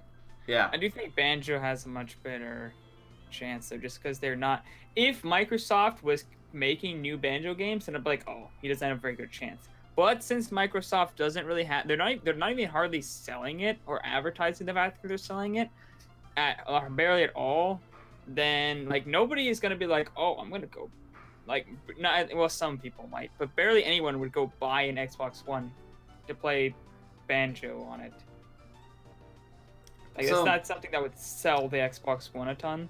Yeah. Unlike like Master Chief, like people be like, oh, I love Halo. I'm gonna go look at this badass Master Chief guy. I'm gonna go buy an Xbox One so I can play Halo. Like that would definitely happen. Yeah. Banjo was like, yeah, you might get a few sales, but it's gonna help Ultimate way more than it hurts. Or way more than it helps Microsoft. It would actually, putting Banjo in Smash would give Banjo a chance to sell on a Microsoft system. So here's an idea. It's not gonna happen. In fact, private information is something very similar. What if Microsoft and Nintendo had a collaboration on grand scale where they both put in resources and work together to develop the next Banjo-Kazooie game, Banjo 3, and I mean, by Nintendo offering their wherewithal of platformers and such, they can ensure this is a big, nice quality game. Of course, Rare would be there because Rare, Banjo-Kazooie, like they own the rights to that. What if they did that? This is all speculation. It'll never happen. But it's just like a dream situation. Like, what if they worked together and they all worked in development conjunction, developed Banjo 3, and they released Banjo 3 on the Nintendo Switch and the Xbox One? Right? How cool would that be? That would be absolutely insane. But I think there's just something that they could do that's a lot simpler, to be honest. Like, if they, they get Banjo and Smash, what if all Nintendo wants is to let them have Rare games on their NES Classic, or the N64 Classic, and maybe on their Switch as well, or with Arcade Archives. That's a good deal. I think that's a good deal. Because the only reason the only way it would help sell Xboxes is because the only real way to play Banjo on a modern console is on an Xbox. But if that wasn't the case, then it would be a mute point. Right. There's also the whole problem that Banjo 3 is probably not in development. No, that's not happening. But if we had Banjo-Kazooie on the N64, or maybe Banjo-Tooie on the N64 Classic, or an Arcade Archive, then bam, a modern way that Nintendo's getting money from in order to play a game that you're advertising with Smash. Therefore, the problem is not even... A problem that's honestly not even that big would be even, like, just gone. Completely. Yep. Yeah, so we'll see. And like Zulohigo pointed out, Microsoft, Phil Spencer has pointed out that they'd be willing to work with Nintendo to get Banjo in Smash Brothers. So, it's not impossible. It's not impossible. There's something that came up in the Discord, actually, Who was it that brought it up on Discord? It was a voice actor thing. Oh, you can actually see me pull up this image. Go figure. And it was. Oh, I see why it's visible. Oh no! You can see all these different tabs. What happened? Growing up, I think it was Golden Swat. You know what I'm talking about, right? Yeah, I'm looking at it right now. I'm looking for. Yeah, Golden Swat brought it up. Which voice actress was it? It was a voice actress for Morag. Kirsty Mitchell. Kirsty Mitchell. Yeah, she was saying. Oh, here it is. Yeah, Kirsty Mitchell. When the game was coming out, the Torn of Golden Country, she tweeted, "Get ready for some more Morag coming your way. Xenoblade Chronicles 2. # Morag." So she's a voice actress for Morag and Xenoblade Chronicles 2. So very minor spoiler. That's not really a spoiler at all. Morag is not in Torn of the Golden Country because she was not born yet in Torn of the Golden Country because it's 500 years in the past. About that. Yeah. Line equals blown. So why was the voice actress for Morag talking about Morag being in Xenoblade Chronicles 2, saying there's more Morag coming your way around the time that Torn of the Golden Country was coming out? One, she doesn't know what the hell she's talking about, right? She doesn't know what the hell she's talking about. She's just assuming, oh, there's more Xenoblade stuff? Oh, then that must mean my character is also in this, right? Totally possible, because let's face it, there are some voice actors out there that voice act in video games that don't really play video games, right? So, totally possible that's what it is. Other possibility, maybe Morag somehow secretly into Torn of the Golden Country DLC and I missed it. I haven't played the whole thing, that's possible, but I don't think that's likely. And then the third one is that maybe she's doing some work for Nintendo, but it's just not for Torn of the Golden Country. Maybe she's doing voice work for Smash Bros. Ultimate. Possible. I think it makes a lot of sense for her to be doing work. Because I think it's a kind of an eventuality that we're going to see representation for Xenoblade Chronicles 2 in Super Smash Bros. Ultimate. It just comes down to, will we see it in the base roster, or will we see it for DLC? But when you have this voice actress saying that means she's already recorded something, so there's already something, if assuming that this means Xenoblade 2 and not just that she just doesn't know what the hell she's talking about, yeah, it just means that there's probably some sort of Morag voice acting in Xenoblade and Super Smash Bros. Ultimate. I can see Morag as an assist trophy or maybe being part of a final Smash. That's true. Yeah. Could be part of final Smash. Yeah. But why say it this far in advance? I wonder if the tweet is still up or if she pulled it down. We can look it up. Kirsty Mitchell. We can look it up. Let's see. Mitchell, I'm on her Twitter right now. Scan through that timeline. No, it's still there. And it was off of a retweet of the Golden Country DLC. I feel like there's a really good chance she just doesn't know what the hell she's talking about. I really do. Because why would you say that when Morag is not in Torn of the Golden Country? What's possible, though, is that maybe she did go in for more voice work, right? And she didn't realize that it was, like, what if it was for Smash, and she just assumed that it was for Torn of the Golden Country because she doesn't play video games?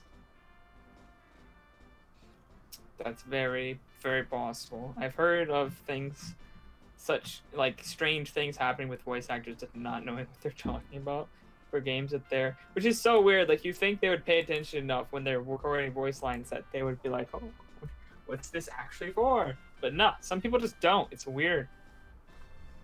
Yeah. People just don't care. Yeah. They're like, I'm getting paid, it's a cool character, just do the voice because I'm like to, and they just do it. It's like, is there something wrong? Yeah. So, I would say, this means, we know there's going to be more Xenoblade characters. Actually, there's another thing, apparently, during last E3, during one of the Torn of Golden Country, IGN sort of playthroughs, it may have been Bill Trinen. He referred to the Xenoblade character in Smash Brothers as Xenoblade characters. So some people were making the argument that maybe he was accidentally slipping out that there are more than one Xenoblade character in Smash Brothers. Possible, but we also have to keep in mind that during Shulk's Final Smash, guess what? There are Xenoblade characters in Super Smash Brothers. Mm-hmm. So, you know, yeah.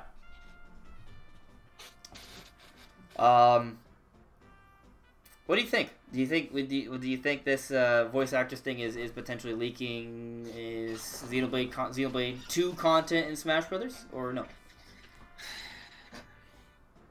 And I feel like if it's this early, I feel like it would be for the base roster too. It doesn't have to be Possibly. though. It doesn't have to be. It's because I think voice acting is also something that is not something that's necessarily done early in development. It's done like late into development. It's true. That's typically very true. I don't know, man. It's hard to say. Morag is not a character I thought would be in Smash, but like you said, she could be in a Final Smash. She could be in Assist Trophy. Right. Who knows? Maybe she's a part of the single-player story. Think about that. Maybe she's a boss. Yeah, or what if there's an Echo? What if they do have Rex and Pyra and the Echo is Morag and what's her name? Oh my God, the Fire Girl. Yeah, I know what you're talking about, but I don't remember her name because I'm terrible with names. Yeah. I don't know her blade, whatever her. Yeah, Morag's blade. I wouldn't know if I would like that though, not because I don't love Morag, but it's more just like Rex and Pyra is already like a fire type user, and Morag is also a fire type user. So then you have two fire type users, and if they were echoes of each other, it's like, what is different? Blue fire versus red fire. I don't think she... Actually, Simon Belmont and Richter are echoes, and they have blue and red fire. There you go, could happen. I mean, she could just be like a boss in the story mode if Rex and Pyra get in as in the base roster. True. Yeah, because even within the story, there are times when they fight each other. That's a possibility. Oh, that'd be really cool, actually. So, but maybe they're like a boss / assist trophy. Right. Yeah, that would work. I can see that happening. Be pretty dope. Yeah. So let me I'm gonna go over Azuna's wish list for Smash. Dixie Kong, Medusa, Shadow, Ninten, Rayman, Sora, Gino, Isaac, Chorus Kids, and Ayumi Tachibana. I don't know who. I feel like that sounds. Who's Ayumi? Am I miss? What am I? I feel like I should know this. Who's Ayumi Tachibana? From what game? Tachibana? I have no idea. Famicom Detective Club series. Okay. I don't even know what that is. Well, she's been a trophy in Smash before. Interesting. Yeah, I don't really know about this character. I don't know. I don't know, man. That maybe that could happen. I don't know. I think a lot of those characters are pretty likely though. So like, wait. What did I see? Hold on. Let me go back to that list. I think Dixie Kong is likely. Medusa's easy echo for Palutena. Shadow is an easy echo / clonish character for Sonic. Ninten as well. So about Rayman, actually. Rayman, I think we saw there one of the cutscenes in Smash Bros. Ultimate has a cloud that looks like Rayman. And back on the Greninja trailer for Smash Wii U and 3DS had a cloud that looked like Pac-Man, and it happened. So maybe that's true. Yeah, but it's also was it ever confirmed that cloud was supposed to be Pac-Man, or it just happened to look like Pac-Man? I mean, because a lot of clouds could look like Pac-Man. He's not he's a very like basic shape, my friend. Yes. Circle with a slight cut. Yes, but that's also a weird cloud shape.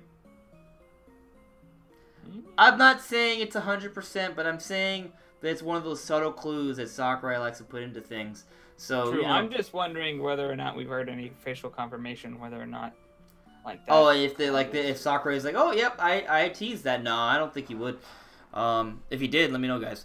But you know, clouds aside, right? Like Rayman is like the only super iconic character, like super iconic, not like somewhat iconic, like you know, like the most popular character from a company that's not represented. Like Ubisoft is not really represented in Smash. It just isn't. And Ubisoft works really closely with Nintendo. So why don't they have a representative yet? And Rayman could do it. So Rayman would be perfect. I've said this many times. Like Rayman is like he needs to get in there, man. Yeah, absolutely.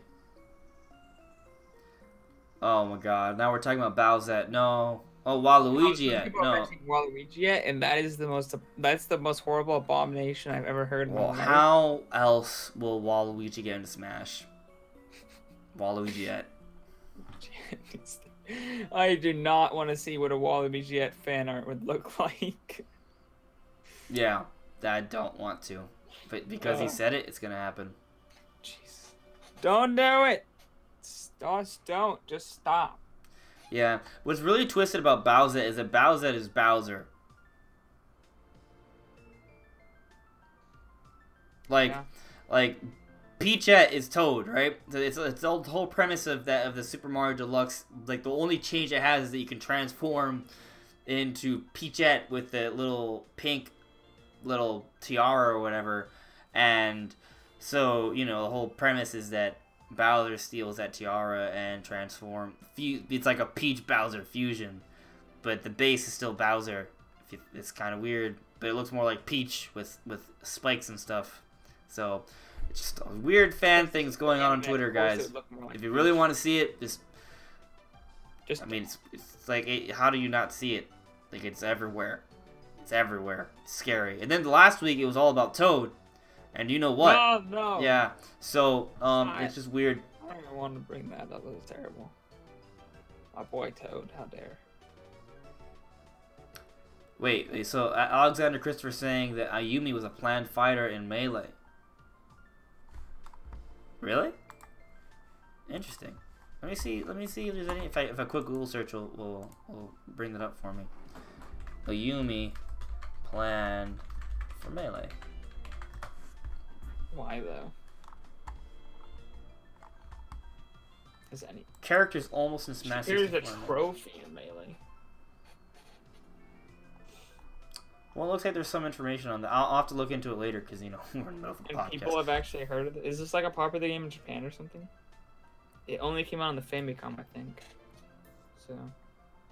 Apparently, Takumaru, Mach Rider, Ayumi, Banjo-Kazooie, James Bond, Balloon Fighter, Urban Champion, Bubbles, and Excitebike were all at one point considered to be included in Melee. They were considered. That would have been awesome. James Bond, man, that'd be pretty dope. Well, I mean, GoldenEye. So actually, that's what I'm saying. Yeah, there is precedence for that. That's what I'm saying. Like, it'd be pretty dope. It's really interesting, actually. Holy crap, that's really cool to think about. It also goes to show you that. That's what Andre Seekers wants. Yeah. Yeah, I know. People were like, "God damn it, can't believe." That's so cool, though. I'm glad you said that. That was actually really cool to look into. Can't believe they were. Dude, can you imagine if James Bond actually made it into Smash Brothers? My gosh, it would have been so cool. Maybe it would have been so Nintendo needs to buy back Rare so badly. Yeah, it's not like Microsoft is doing anything great with it. No. Buy back the IPs. Who cares? But the thing is that they won't. They won't. They just won't do it. It's not worth it for them. It's not. It is worth it because if they made a new Banjo, it would sell so much. Then they just buy Banjo. They don't buy anything else. Yeah. Banjo, GoldenEye would sell like a shit ton. If they made a good GoldenEye, you know people would buy that. It'd fly off shelves. Good GoldenEye game, gone. This is sold out, my friend. I guess the thing for Banjo-Kazooie, if Nintendo bought back the rights to that, what could they do with the franchise? Because they would need to... Here's the thing. The only way I see it actually happening, and it's just not going to happen, is if Nintendo decided to buy out Playtonics and then buy Banjo and Kazooie from the Rare as it is now. Because Playtonics is from the people who were a part of Rare back then. Right, and they tried to make a Banjo-Kazooie spiritual successor with Yooka-Laylee, and it was only okay. It was just an okay game. So, you know, like, that's why Nintendo's, like, what Nintendo's gonna look at this and be like, okay, whatever, I don't care about this. Like, why are they gonna buy Playtonics? They're not. Also, Playtonics probably likes being an indie developer, right? Most indie developers are indie for a reason, because they could work for someone else, but they don't want to. They like the independence. So I just don't see it happening, right? But like if they did, I feel like they would need to bring in some of that older talent. Some of it, not all of it. I think they could form their own team that would work really well, to be honest. Right, but at that point, you might as well just make a whole new platformer. But the name sells. I'm just saying Nintendo doesn't own it though, so No, I mean Microsoft. I'm sorry, would I'm sell being a dream crusher here. I'm just trying to be. I'm not disagreeing with you. Yeah. Because I don't think Microsoft would be willing to sell. Yeah. Even though they're not doing anything, they don't want Nintendo doing anything with it. True. That's They're true. not gonna sell it to them knowing That's that they're true. gonna make money off of it. They're just gonna keep it themselves. I mean, if Nintendo somehow got it for dirt cheap, they could definitely make a great platform with that name, and it would sell. If Nintendo, Microsoft, man, yeah, they need to figure out what's up, because they're just not doing good. I don't think they understand just like they need exclusives, and they have all these IPs that they could be using to make exclusives to make their console like worth buying. And their brand just like a whole lot better. They're just not doing anything with them. Yeah. Imagine if Microsoft announced a new Banjo-Kazooie and GoldenEye exclusive for the Xbox One and Windows Store. I want it. Oh my gosh, people would instantly be like flocking to the Xbox. Yeah, what I really want is for Xbox to go out of the hardware business And just be on PC. That sounds And terrible, PC, but I other just mean like, what if Microsoft became more about a streaming service, right? Like they have the Xbox Live, right? And then their actual first-party games, they form partnership with Nintendo. Nintendo uses Xbox Live, right? So Nintendo finally gets to go online, and the trade-off is that Microsoft IP, along with some development resources, they work with Nintendo, and we get games like GoldenEye, right? Or Banjo-Kazooie, or Banjo 3. Like, that's a dream scenario, right? So when I say I want Xbox to die, I don't mean die, I mean become a part of Nintendo somehow, because the IP there, there's so much potential, and Nintendo really does need to improve the online. Like, if they actually work together, they can make each other better. So yeah, but it'll never happen. They complete their downfalls. Like Nintendo's biggest downfall is like their online service and things like that. They're streaming, like their Netflix, not having Netflix, not having a very good online infrastructure. Microsoft has all that in the bag. That's their biggest plus. Their weakest part is their game lineup. Yeah. And that's Nintendo's strongest part. So just combine those, and you got like the best thing that's ever happened. And we're not talking about a merger, by the way. We're talking about a partnership. Just want to make that clear distinction. If Microsoft decided to bow out of the hardware business, but still be in the game industry by running on a service like Xbox Live, right, and still selling games, then there is that room for Nintendo to partner with them, and, you know, this dream scenario could have happened. Is it going to? Like I said for like the 12th time, no, it's never going to happen. Never going to happen. But, well, maybe never, maybe you shouldn't say never. Imagine. But it's just not going to happen anytime soon. Yeah. Although, if somehow Banjo-Kazooie makes it into Super Smash Bros. Ultimate, if that happens, that could open doors for something else bigger in the future. You never know. Yeah. Anyways, yeah, I guess that's it. Is there anything else you want to cover before we call it a night, Brandon? I think we're pretty much covered everything now. Yeah. Yep. Pretty Covered much. everything too. Pretty much. Yeah. Rex surprised me in Smash Bros. Bye, guys. Click off. Oh. Yeah, but I mean, if there's anything else you guys want to bring up, let me see what you guys are saying. Yeah, I mean, Rare's not really relevant anymore. Their IPs would be if they were utilized properly. Yeah. Yeah, I also want Conker's Bad Fur Day, but Nintendo just will never. The fact that that happened, what Nintendo was very not their public relations team, which it wasn't good back then. It was just not a Nintendo image back then. Now Nintendo may be more open to things like that now, but Conker's Bad Fur Day is worse than Bayonetta. It's worse, right? It's worse. So I don't know if there's ever room for Conker's Bad Fur Day, Conker to ever actually be on a Nintendo system in the future. Never mind the fact that it's not even relevant now on Microsoft's. So, you know, I don't know. But yeah, guys, I want to see Geno 2. I want to see Gino. But we'll find out probably eventually. Yeah. So I guess we'll call it a night. Yeah, we're done, right? Yeah. All right, we're done. All right. Have a good night, guys. Thank you so much for listening and watching. If you haven't seen Brandon before, make sure to check out his channel. The link is in the description below. Is there anything else you want to plug, Brandon? Yeah, I just came out with a video about why I think, in my personal opinion, since those somehow are still allowed on the internet, fortunately for us, why I don't think Steve from Minecraft should be in Smash Brothers. And I also have some videos up of me playing the NES Classic. Of course, I do a lot of live streams and things, and I plan on doing more NES Classic videos this Thursday. So 3 more games. I'll be playing 3 more games, putting them up in a gameplay video up for you guys. Hopefully, I think Thursday. If not, something else cool will be coming out. Yeah. Cool. And I'm gonna make videos. I don't know what. I'll tell you. You'll find out later. Make sure to be subscribed. Hit that notification bell. And I'm not just saying that. Really, hit that notification bell so you can actually see my videos. Like this one, I'd appreciate it. Like Brandon's videos. Watch his videos. Stay tuned, guys, and thank you so much for watching. Yeah. Oh, we actually hit 1,500 subscribers. Actually, that was pretty cool. I normally don't really celebrate every little benchmark or milestone, but this one was. It's cool. It's cool. 1,500. That's we got 1,000 in record time. So hopefully get to hit 2,000 pretty quickly. That'd be really awesome. Anyways, yeah. Have a good night, guys.